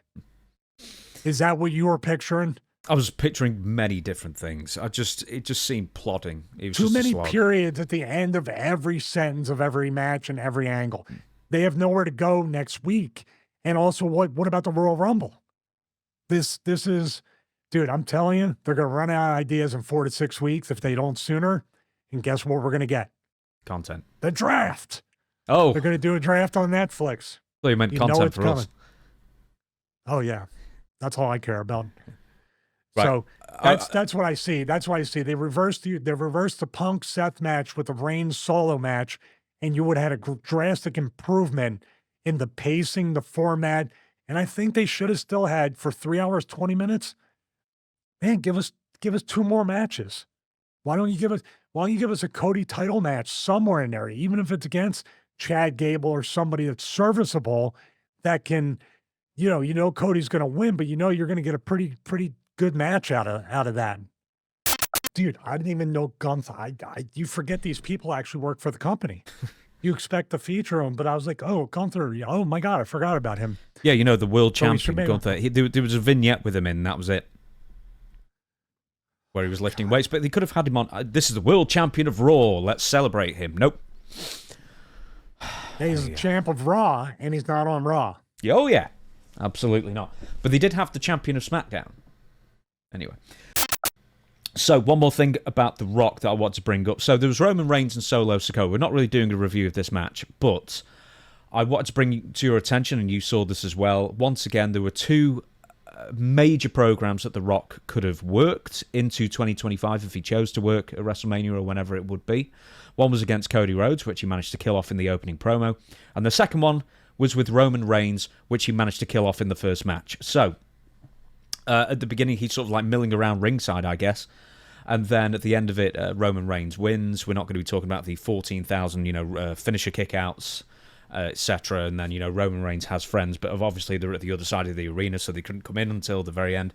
Anyway, Roman Reigns wins, and then he is presented the Ulafala, the necklace, by The Rock. Hi, Chief. The Rock, Dwayne Johnson. And is it me, or is it the way it was filmed? It just seemed like The Rock was going to turn on Roman. I mean, just every single camera angle looked like that's where it was going, and it didn't. Could I give you my theory? Please. It's a question, more of a question, but I'm leaning towards the answer is yes. Was it supposed to be a Rock turn and Rock called an audible? Right. My theory is no. Not a 0% chance in my opinion. No, it's not a 0% chance, but my theory is that The Rock is not going to be wrestling at WrestleMania this year. So therefore he felt that he had to kill off the potential programs to then get out of the way for other people to do their thing. Am I crazy thinking that? No, because he's been quoted recently that WrestleMania should be all about John Cena. Didn't he say that in a recent interview? Yeah. He did something.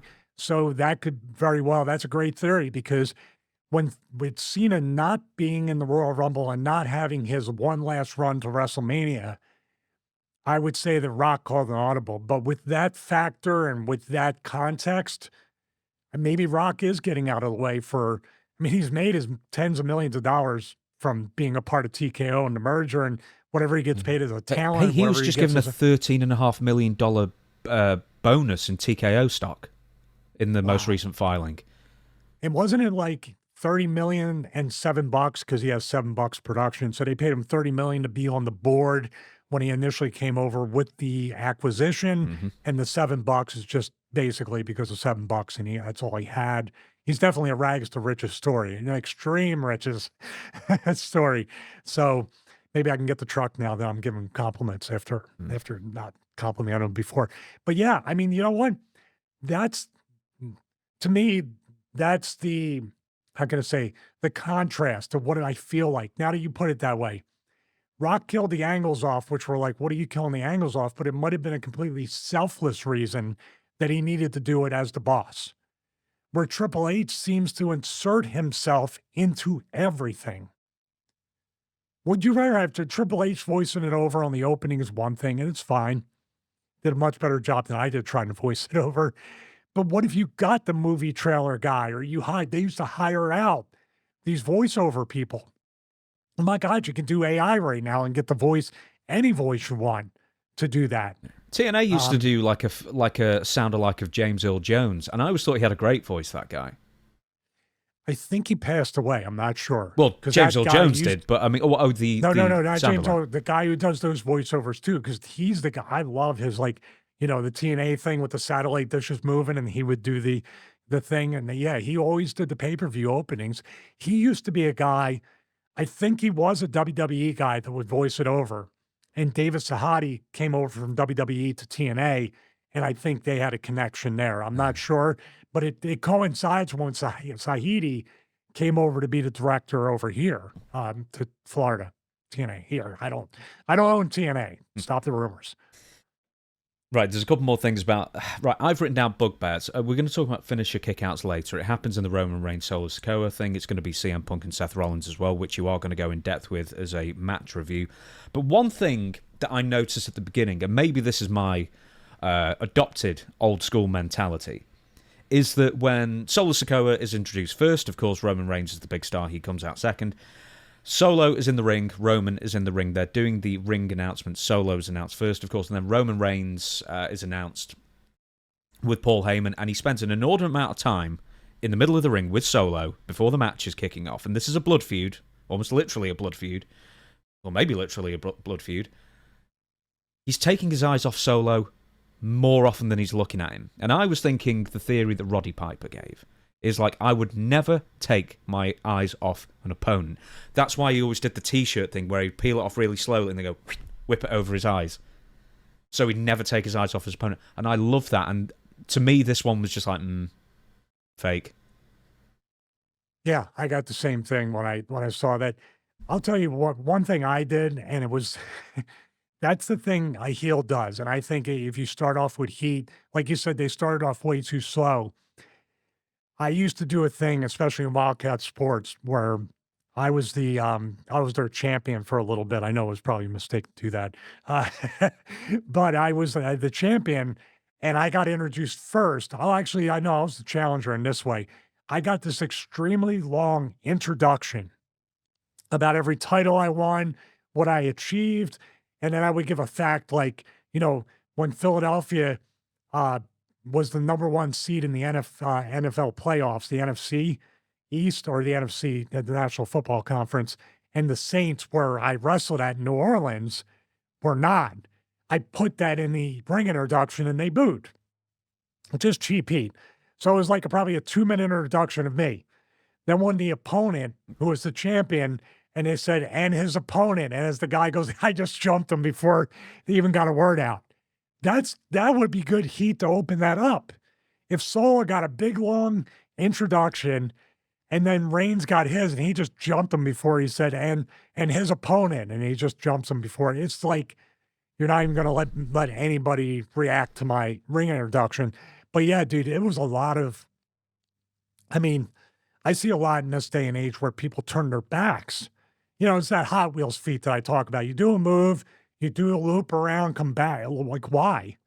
It's a sign of nervousness. I don't think Reigns was nervous, but that looking away and not making eye contact, if he stepped up to him and they made the eye contact initially, right? But then he started looking away. To me, that looks like you're afraid of him. It should be Solo breaking eye contact and be like, oh, shit. And he's like, oh, you're in trouble now. Like Solo realizes, wow, all the things that I've done and everything that I've done to disrespect the family are about to come back on me. That would have been a good way of putting it. Very briefly with the match, I watched it first time, and because the rest of the show was so slow, and I think I said this beforehand, the match starting off slow, it took me out of the match immediately, and I just didn't think it was very good. And then I rewatched it, just starting from the match, and I thought the match was fine. And I thought it was so odd how I could have two completely separate opinions of the exact same match about 3 hours apart. And it's purely because I wasn't bored to tears for half an hour beforehand, before getting to that match. That being said, though, they had the exact same things that Nia Jax and Bayley were doing. Chair, then table, then kendo stick. And it's like the hardcore match trope thing. Everyone seems to go for the same stuff. No, I agree with that. And by the way, you were exhausted by the match because of all the other stuff was going on. I go back to last week, and we may have the clip up, but it's on the full episode.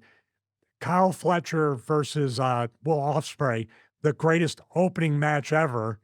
You wore the people out. And they wore the people out with the intro opening was great. Hunter and Rock, you could sprinkle them throughout the show, but I feel like that opening should have been like, we're starting off hot, and that should have been the Punk Rollins match like right away. That's my thought with that.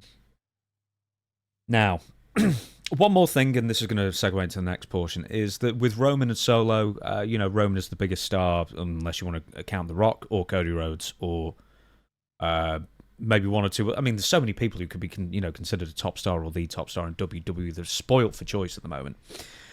That being said, I was thinking when I was watching Roman and Solo just how little people appreciated Hulk Hogan for what a wonderful main event performer he was. And he didn't do anything apart from punches and back rakes and some fantastic selling as well. And then I was contrasting that with Roman Reigns, and I was just thinking, man, I don't think people appreciated Hulk Hogan as a main event wrestler. Do you know what I'm even getting at by that? It's just, the punches meant so much more. And yeah. Well, but Hogan, the presentation, like I said in the beginning of this episode, The presentation of this Raw debut on Netflix had a UFC big fight feel to it. But then the performers and the people in the ring need to carry a big fight feel within the matches and have a big fight feel. Hogan, no matter what, if it was a house show, the occasional TV against Rusty Brooks, Saturday night's main event, pay-per-views, whatever it might be, even if he did appearances, it had a big time feel to it, big fight feel, big event feel, whatever it is. He's the first larger than life character, which is strange that they boot him out of the building at the same time. That's exactly what happens. Fans cheer the real American music and Jimmy Hart waving the flag. Poor poo-poo. But the boos started filtering through quite soon afterwards, and then Hulk Hogan got into his spiel. What was it? Oh, I know what it was. I mean, you couldn't even bring Titus O'Neil out or the pirate costume to save this one. Hulk Hogan, people that have been living under a rock in 2024, Hulk Hogan openly endorsed Donald Trump at the Republican National Convention. The Raw Netflix debut took place right in downtown Los Angeles, one of the most liberal places in, if not the country, the entire world. You had everybody there from Hollywood and music, much less the people that live in the Los Angeles area. So my theory is, and my question more specifically, was it unintentional or was it somewhat intentional or even fully intentional that WWE, out of everybody, because Austin wasn't there, Mick Foley wasn't there, there was a ton of people that were not there, but you brought Hogan out. Now, they do sponsor Real American Beer, correct? Mm-hmm. WWE sponsoring it? It's on the ring canvas. Yeah, but well, you couldn't tell because it didn't pop out. But at the same time, you set this guy up to fail. Or is it the wrestling bubble that you don't realize he just endorsed a conservative president-elect at the time of this recording, and you're going to one of the most anti-Trump cities in the world. That's my theory. That's exactly why they booed him.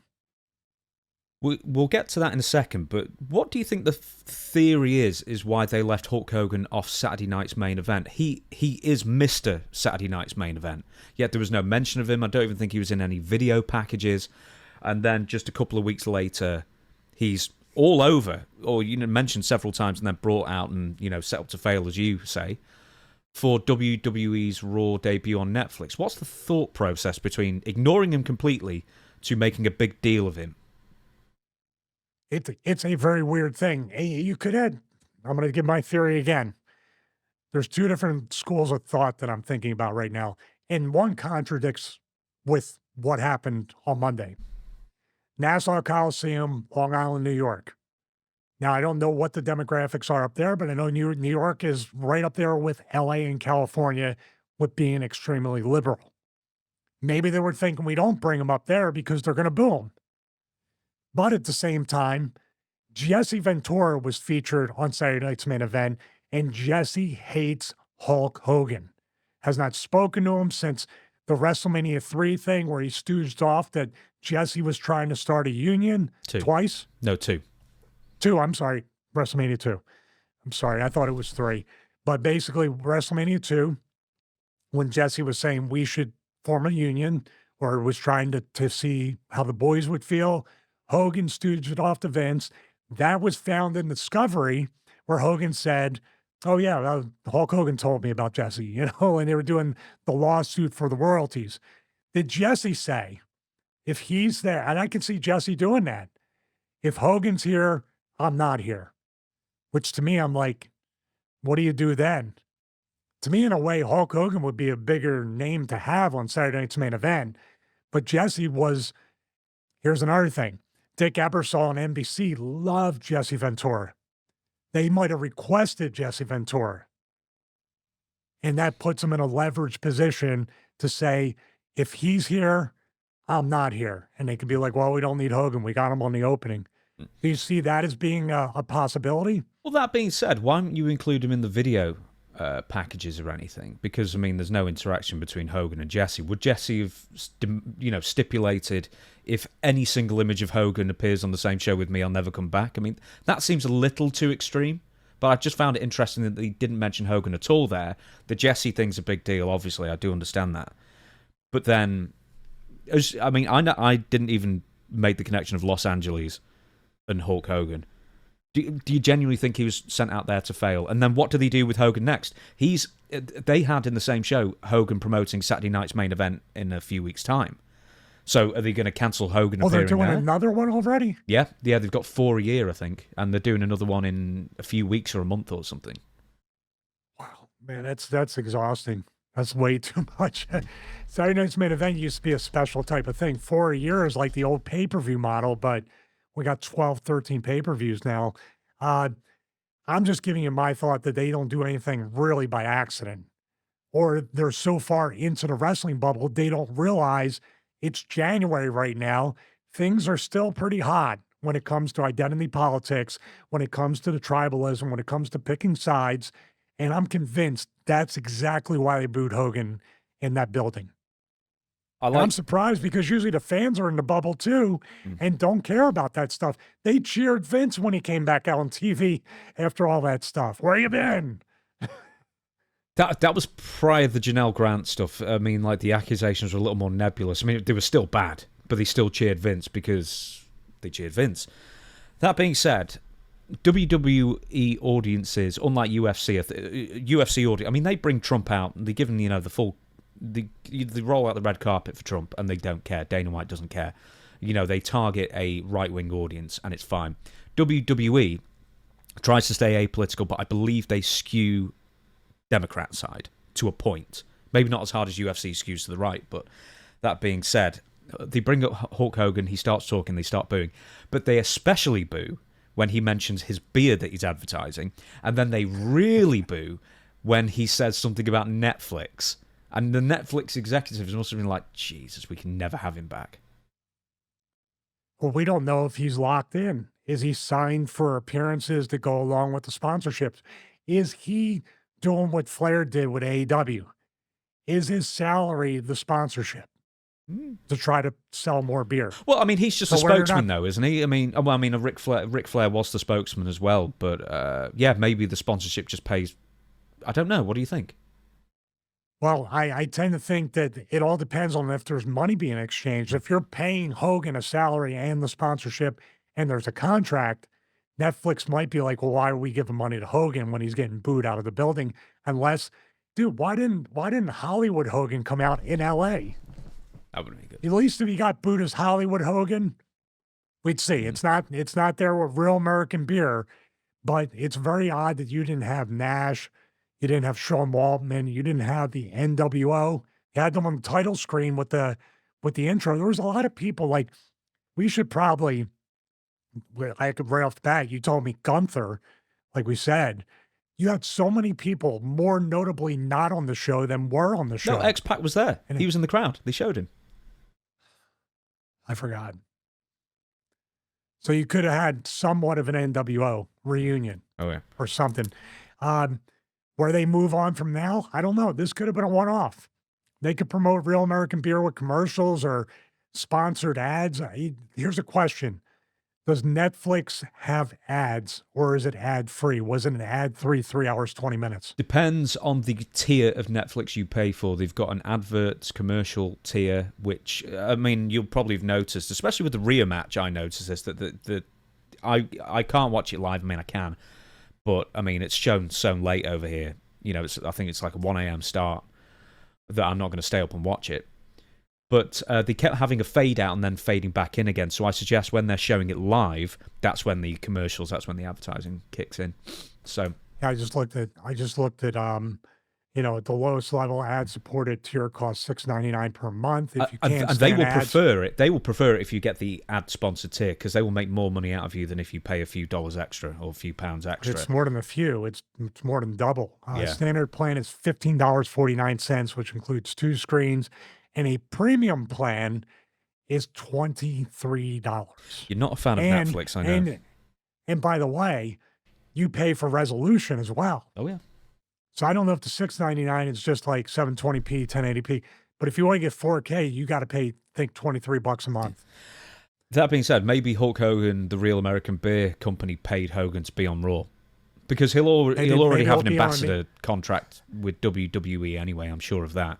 So he could be getting paid twice. The beer company could have paid him just to be there, plus the sponsorship. So WWE just thought, well, there's a segment for free as well. One more thing, Hulk Hogan's like 71 or so. Yeah, he's still in good shape for 71, but should he give up on the T-shirt ripping thing? Unless he's got another T-shirt under it. Well, this is a trap that we talked about with the Flair segment last week. This is it. You're a caricature. You're a trope in yourself. Do the thing. Do the thing. Rip the thing off, right? That's all it is. I mean, it makes them money, you know? Hey, I have more than 5 moves. Look at how much money I didn't make. Hogan with his 5 moves of doom. Jeez. Hey, we post 5 videos a week, and we do all right. That's my 5 moves of doom. Yeah. There you go. 5 opinions of doom every week. There you go. From the Stevie Richards Show, available on YouTube and all podcast platforms. That might be a segment to go what went right, what went wrong. FAFO or FAFO, whatever you want to call it. What's the new segment? Well, we have the many lives of Hulk Hogan, so you can check that out too. Part 1 and part 2. See, I didn't boo you, Hulk. I didn't react at all when you came out, but I didn't boo you, so that's good, right? I got your beer. Dutch and myself are going to individually taste test, finally, Real American Beer. It's in the fridge right now, so I'm told. I'm getting the impression that you enjoyed the match. CM Punk versus Seth Rollins. The promo the week before was, lauded, and rightly so. It was a great interview. Do you think the match held up, and what do you want to talk specifically, if I can say that, about the match itself? Yeah, I definitely think the match held up. I think Punk's post-match promo was even better in some ways than the promo he cut on Seth the week before. If you haven't seen that, check it out. That was part of the post-show stuff that lasted for almost an hour and a half. But I love the fact of that post-match interview, like even after the main event, of getting that right there. They got a lot of great content for social media and things like that. This match here, you can pick it apart, you can split hairs, because they took it so far with the personal hatred, the personal issue, that you expected certain things that could have been, like when Seth was punching him in the back of the head. I'm like, okay, that's rough. There's rough parts of this match that made the match. When things are rough, usually you're like, oh, it's not clean, it's not pro wrestling. This match needed things to be a little dirty, a little rough, a little unchoreographed and uncooperative. And they towed that line very well. Now they dipped in and out of wrestling, which you have to do. That's just going to happen. So you might disconnect some people from it. Let's go to the beginning. I almost thought in a way that they should have did a couple really strong, rough lockups around the ropes and even spilled through the ropes to the floor, stayed locked up, going out and like they won't let go of each other. Like that's a little bit like out there, but start with that wrestling lockup and try to make it rough where you guys won't give an inch. You're going all the way to the outside for a little bit. And then from there, you're just like, screw it. And you start throwing those punches, the hockey punches, like they started the match. Like I said, this is me playing an agent, a producer, giving them little, like, yeah, we can really clean up this and that. But the back and forth, the amount of selling that they needed to do versus this is very much an exception. The amount of selling they needed to do, and more specifically not do at certain times, was really well balanced. In a pro wrestling match that straight up with no blood feud, they didn't sell enough. In this context, they sold enough. And the one little thing, dude, you want to talk about a little, and I don't have it up here. The first time, and I wish he did it every time in a way, when Seth got whipped into the corner, and as he hit the turnbuckle, he grabbed the knee. Did you notice that? Those little things make it for me. You didn't forget. But guess what? He forgot a little bit later. It's hard to remember because you have spots to remember things. I love the fact that he tried the pedigree on the table. It didn't break, but he hurt his knee. That's really good. But then going to it in the ring, it's like, dude, my spine infection. I wasn't saying, man, let me just give it 5 minutes and I'll start deadlifting after that. It doesn't work that way. Um, but overall, this match was placed wrong. I love the fact that they did something for these guys to give them a main event.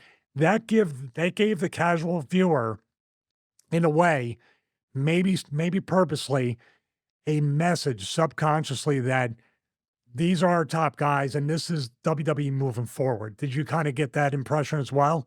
But Yeah. on it, just so I can say this real quick, Roman Reigns was the guy for 2 or 3 years, and I still thought if you're going to put a guy in the main event, it should have been that guy. It's hard to say. I think they put it in because they knew it was going to be the better match. I think that was the entire reason. Well, but it wasn't necessarily the best ending in the Raw, though. There was no cliffhanger. You had more potential with Rock turning on Roman or the pinnacle of the bloodline feud or something like that. Mm. The fact you didn't have a cliffhanger on this show was really, what do you do? I mean, you put so many periods at the end of every sentence, not even just a Rock, but did you kill the CM Punk Seth Rollins angle? Did you kill the bloodline angle? And you have a pay-per-view coming up in what, 2, 3 weeks, February 1st. What's going on with that? Do you get the feeling that... why do you think that CM Punk won cleanly? Because I thought this feud was going to continue on and on and on, and this is one match, and then CM Punk wins clean and then moves on, basically. Well, we had a theory that maybe my theory was that Seth may have been planned to be put over, but that promo last week where Punk completely, as you said in the thumbnail, he got cooked. He cooked Seth Rollins in that promo, and Seth looked more like a heel. And a heel could take a loss to end the feud better than a babyface. Obviously, it's the end. If it's the end, I can see Seth turning heel. And I don't know about this. This is entering like really deep into beyond Paul Orndorff territory of turning babyface, turning heel, turning babyface. And of course, he's going to change his gimmick again, probably, so the fans don't sing along. Maybe, and this just might be my theory too. Everybody always complains about, screw job finishes or the overbooked finishes or disqualifications or trying to protect guys with double countouts, double DQs. We had finishes and clean finishes on all 4 matches on this Raw. I have to say, I don't mind it. I just think for a first episode of Raw, don't you want to launch and continue storylines that are going to be paid off later on Netflix? Because if nobody was watching USA or Fox and their first time watching wrestling, you're like, well, my God, I got to watch, that guy for the past 2, 3, whoa, wait a minute. You see what I mean? You need to assume people never saw it before. Do you want to mention anything else about the match, or do you want to go straight into the what? Well, it's right. According to the smart board, there's things that I really like, and then there's things that are just stupid, like ROH stuff that you could probably agree with. The number one being the Superplex Falcons Arrow that got the smart board segment, but 2 things that are what went wrong with that. Do you want to start with that? Yeah, absolutely. Oh, yeah, the GTS is going to be its own segment at the end, so we'll focus on that. We'll leave that out and then everything else. Here we have my least favorite spot of all time, the beginning or half of it at least, is the superplex into a Falcon's Arrow, where you superplex somebody, but basically you can roll them through and hit them with it's like a Michinoku driver out of a suplex. But in this case, it gets blocked. And here it is right here as we go. Boom. Right here. And then Punk will pick him up. Now, there's so much wrong with that. You could probably surmise what I'm going to say, that you get superplexed, which is right here, and we'll go in slow-mo. Superplex, which basically is an amazing bump. And I'm just want to clue somebody that might not know, or people out there, bumps do hurt. When you take a bump, or more specifically, if you haven't bumped, say in my case, haven't bumped in years, I need minimum of 2 weeks of really torturous training of bumping and working and maybe live action like house shows and other things to recondition my body to take these bumps. These bumps hurt. This is a This is a superplex with both guys' feet. So basically, you're way up here, and then he's going to take him over like this. It knocks the wind out of you. It jars your spine. Everything hurts for the guy doing it and the guy receiving it. So when you have this happen and they take a bump, boom. When you have that happen right there and both guys are landing flat, it hurts. So you disconnect everybody watching out there when you turn around and say, oh, I can come up right here. And then the other guy goes, you superplex me off the top rope, but guess what? I can pick you up and hit you with the GTS. Now, in theory, it was cool. It was a really cool spot. But you know what? Famous last words of any worker going up to a veteran or anybody that has any common sense is, you know what would be cool? Every veteran will get up and walk away. I did it in Maven at the end of the collaboration with Maven. We were talking about during the show. And at the end, I said, hey, man, what if you just say, hey, you know what would be cool? And I'll get up and walk away because we both have been there. You're like, oh, I got this great spot. It's really cool. And somebody just gets up and walks off and you have no experience to even realize that what you said was wrong. These two guys know better. It's cool. It's something. And I'd still, like, when people say nothing's a finish anymore, this could be a finish. Just a superplex. Bob Orton did a superplex. Dare I say, like, even Michael Elgin, I think, and Nigel McGuinness, Mike Elgin used to do this, the one where he held the guy from the second rope. Remember that? Claudio did it. Cesaro did it. That's a finish. We just talked about it not too long ago, that now the pile driver is something that will not only beat somebody, but stretcher them and put them in the hospital. Why can't a superplex do that? So we're going to concentrate on the GTS in a separate part, but this here, it hurts. And then you come up here, then we have the GTS right here. Boom. And he hit it really good. Now, we're not going to go into this because I'm matching this up frame for frame by frame, because this exact spot was done to another member of the Shield, Jon Moxley. So I don't know if these two were like, hey, let's do the same thing. It's eerily the same exact finish as the Jon Moxley match from AEW. So here we have my split screen Sabruder film on frame whatever. We're going to cover the GTSs to GTSs in sync right here. Do you want me to go slow-mo or in real time? I don't know how much time it's going to take up, but real time and both, then slow-mo than both. Why not? Okay, here we go. Boom. Here. Fall. Right there. Comes up right there. You could see he had trouble with Seth. It's hard to do a lunge basically with the guy up there, but we're going to go up here where he stands up, and then basically we'll see if it's in sync. Boom there, and boom there. I love the sell by Seth, by the way. So basically what we have right here is this superplex into this up here, and you can see he gets hit there. But basically, these two spots are identical. So these guys were, there we go. There we go. Boom, right there. Oh, he covers Moxley there. But here we go with them both down. Both down. Let them get up there. There we go. Can I sync it up? Can I do it? Yes, yes, yes. I sang it.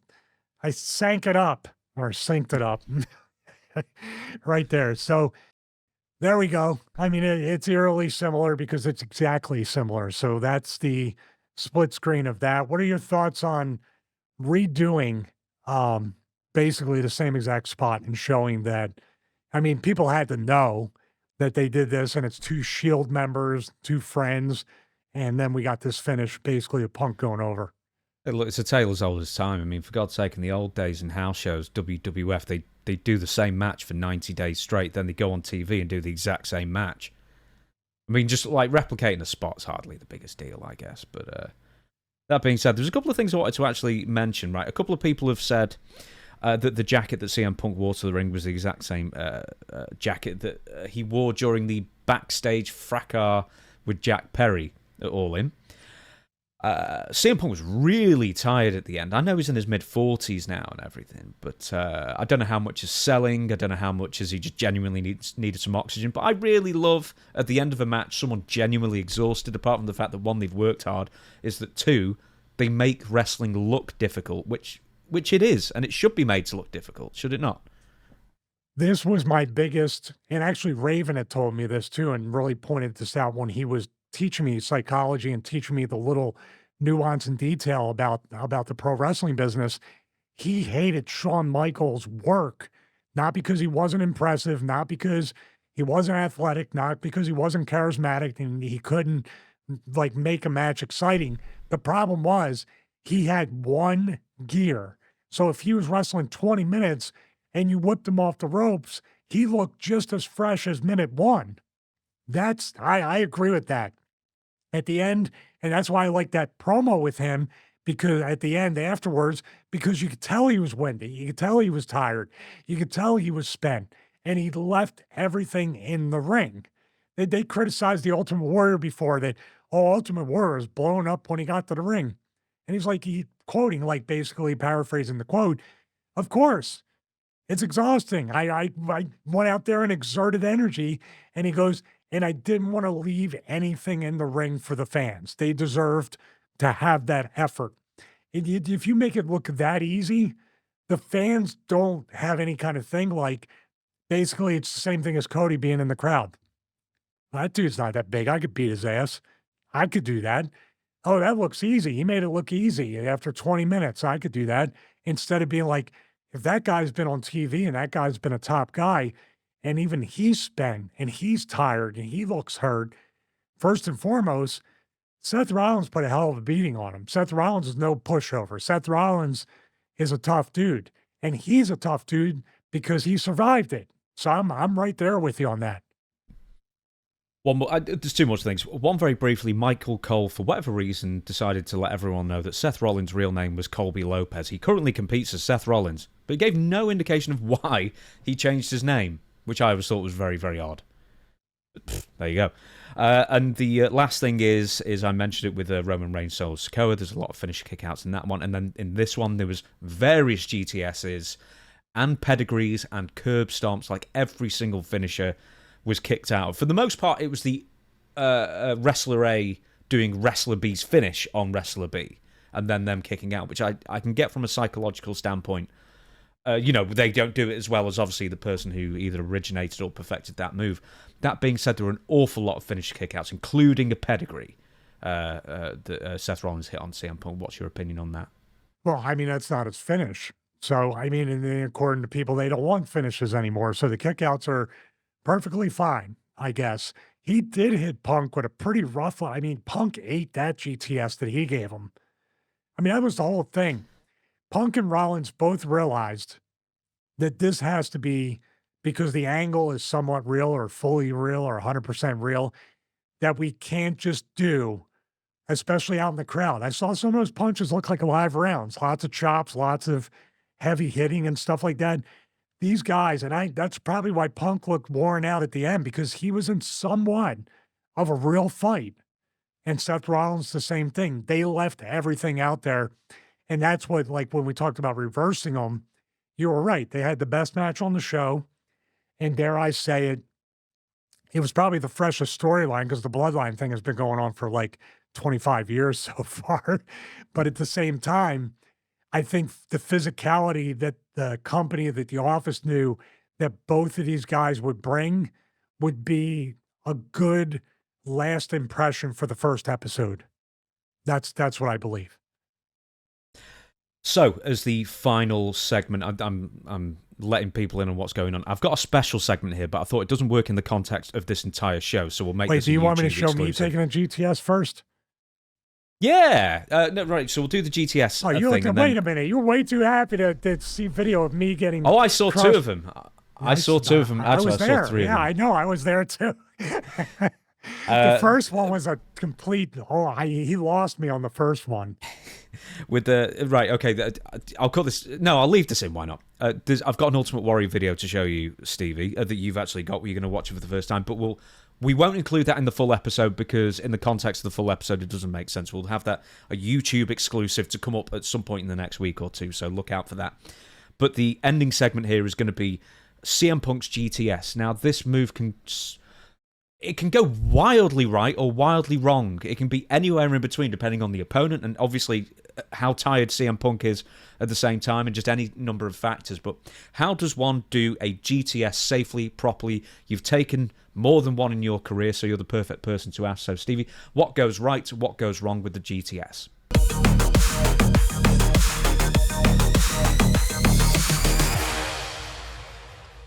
All right, I'm going to go to my GTSs here.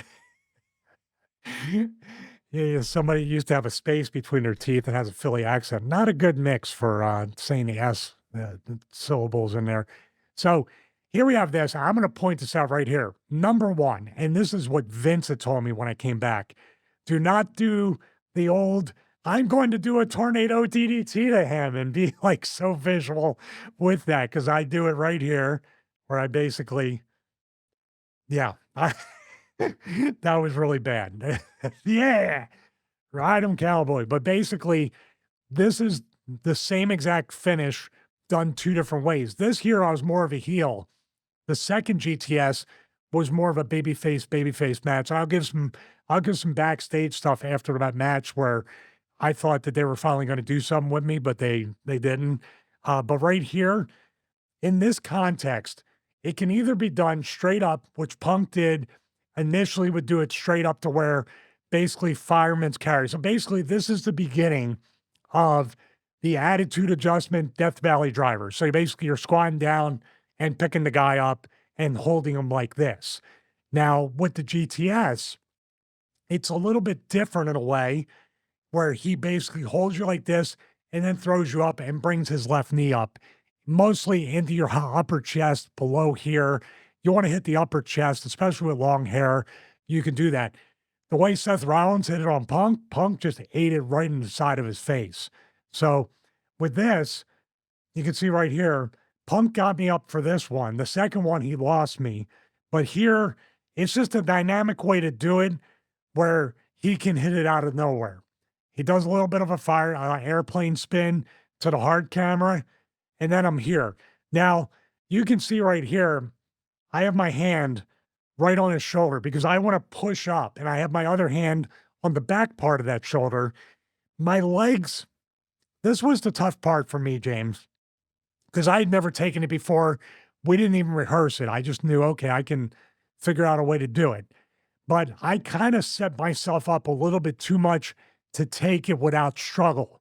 The second time, which you'll see, I kind of kicked my arms and feet around a little bit to fight. Then I set before that to fill in the gap. Now here we are right here.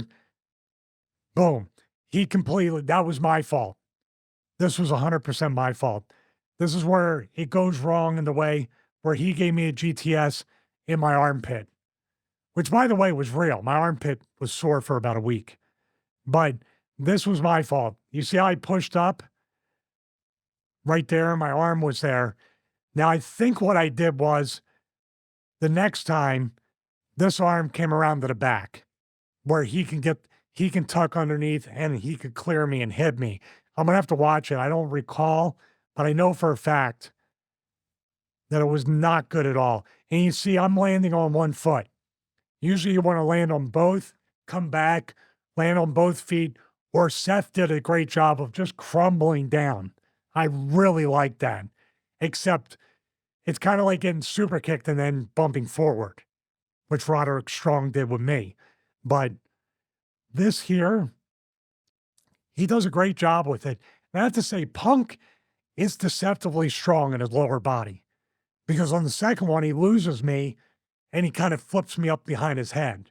That's really hard to do with dead weight, especially my fat ass right there. So let's go to the next one here after, I mean, I know, what an upset.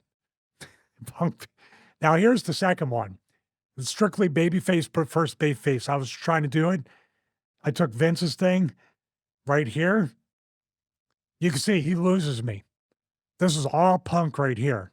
This is all Punk doing this. I'm trying to help him, but he literally just shuffles me right here. Now you can see I start kicking my legs and hands to kind of struggle to get, try to get out of it. But here's the okay, I know what I did. My hand was like this. And what I did was I separated my arm out here to create space. So that way it's cleared when his knee comes up, it's at least going to hit me in my upper chest. Boom.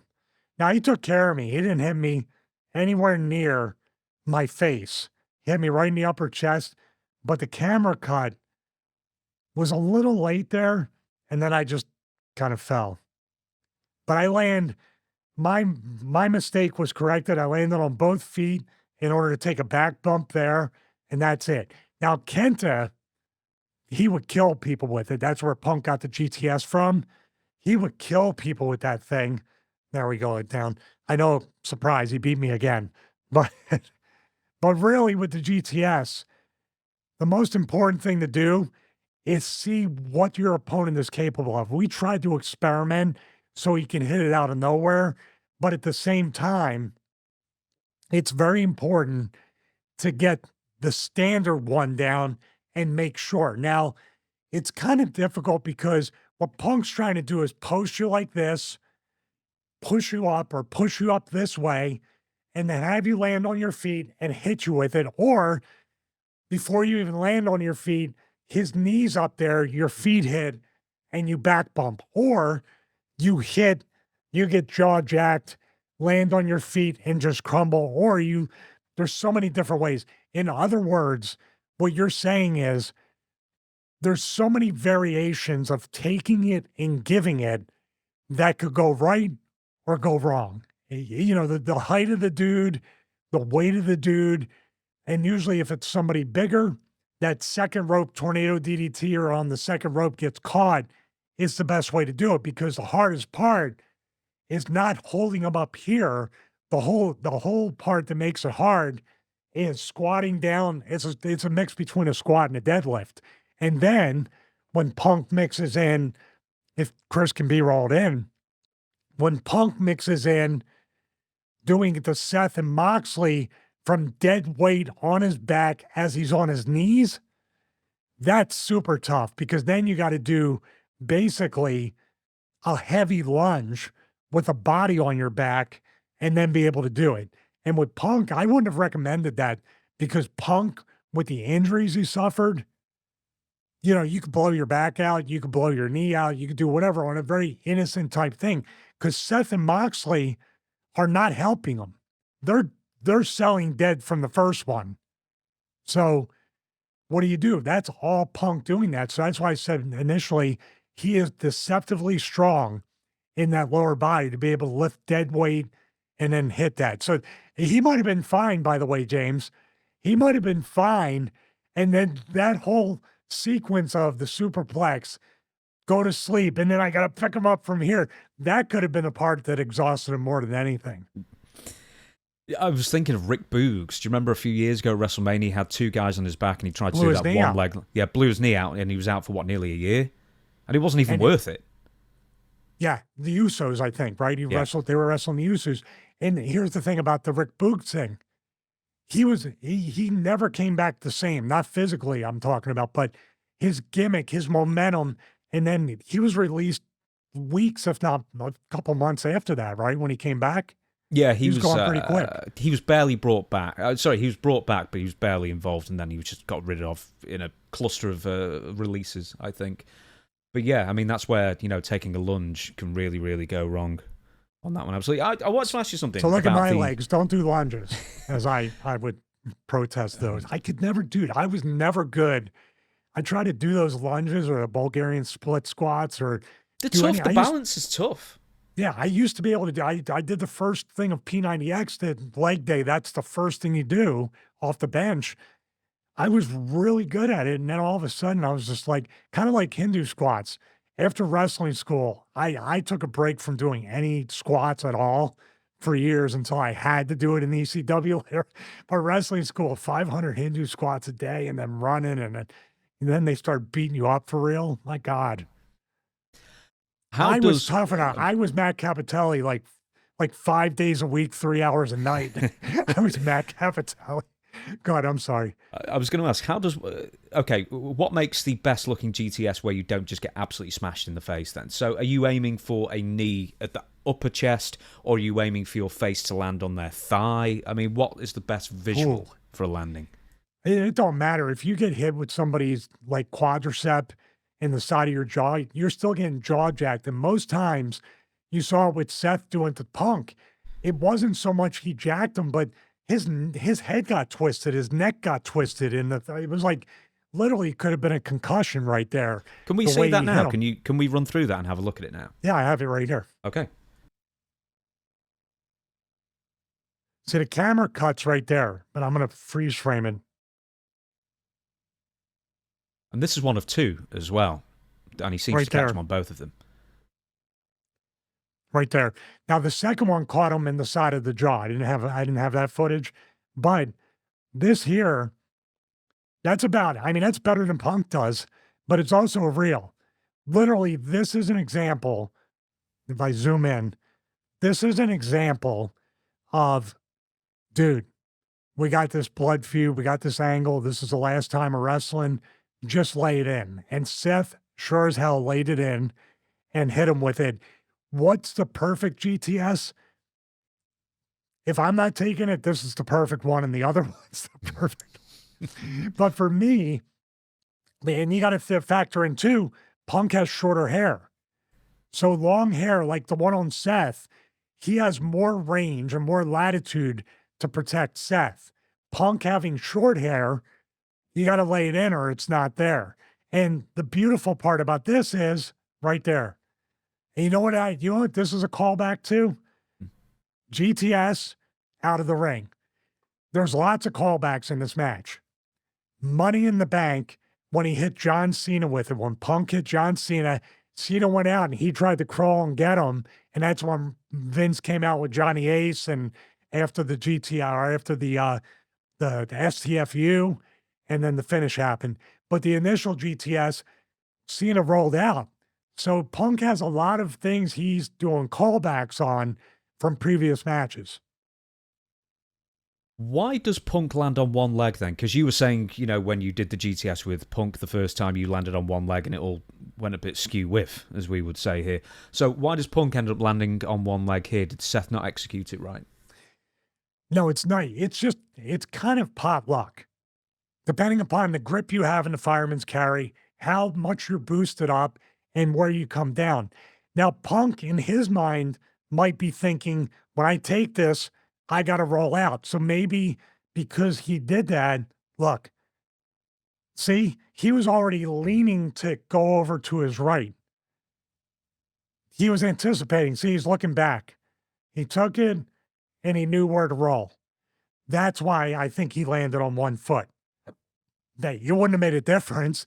But really, I think with Punk in his mind, if I land, I can like literally shoot myself out of a cannon under the bottom rope. And if he landed flat, it would be more of a flat back bump like you saw me take and just stay there. So I think that's why he did 1 foot. But really, it was just more for me, the getting into position, getting your hands out of the way, which I didn't do the first time, and the boost up. This is the most important part, I think, because then it gives him time to he can let go and just like Kenta would literally almost let go and shoot that knee up like a knee lift right there. So that's to me this is the most important part. That pause and up there to determine this and to determine what kind of bump you're going to take and where you're going to take it. On that basis, then, that is the show. That is the Stevie Richards Show, episode 28, WWE Raw on Netflix. And we are going to be Distributing these clips, I think, thick and fast. I figure if you see a couple of these clips before the full show gets out, that means we edited it quickly. We want to get these clips out sooner rather than later because it's newsworthy. WWE Raw on Netflix is, the hot topic still, so that's why we'll have been doing that.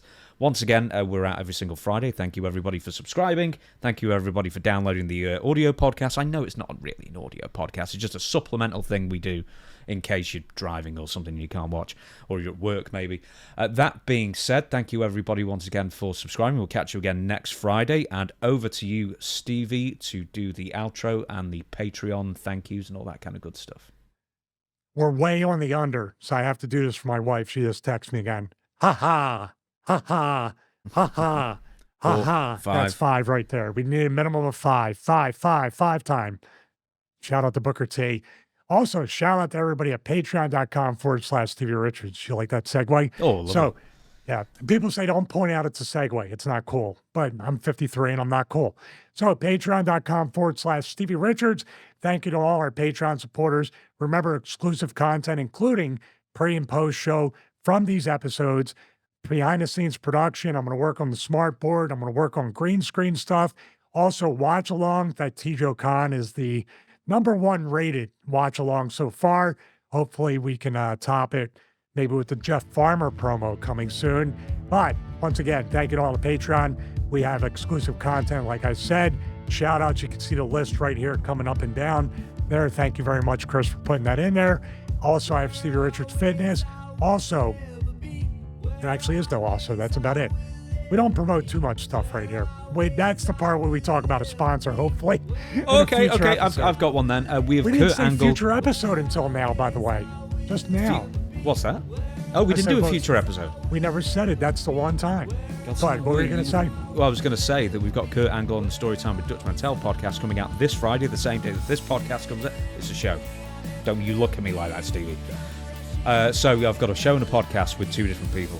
There you go. And Kurt Angle is our special guest, very special guest, where he talks to us for over an hour about some of the fun fights he got into, the Olympics. I ask some good questions. Dutch asked some good questions, and a good time was had by all. And hopefully we'll have Kurt on in a few months' time to do a part 2, and however much time we can drag out from him as well. But I'll leave it up to you, Stevie, to do the goodbyes, because I'll just do we the people. It doesn't make any sense.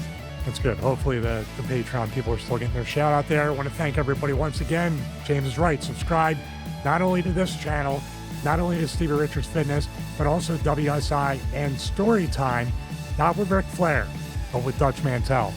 See you next week in episode 29. Have a great week, everybody.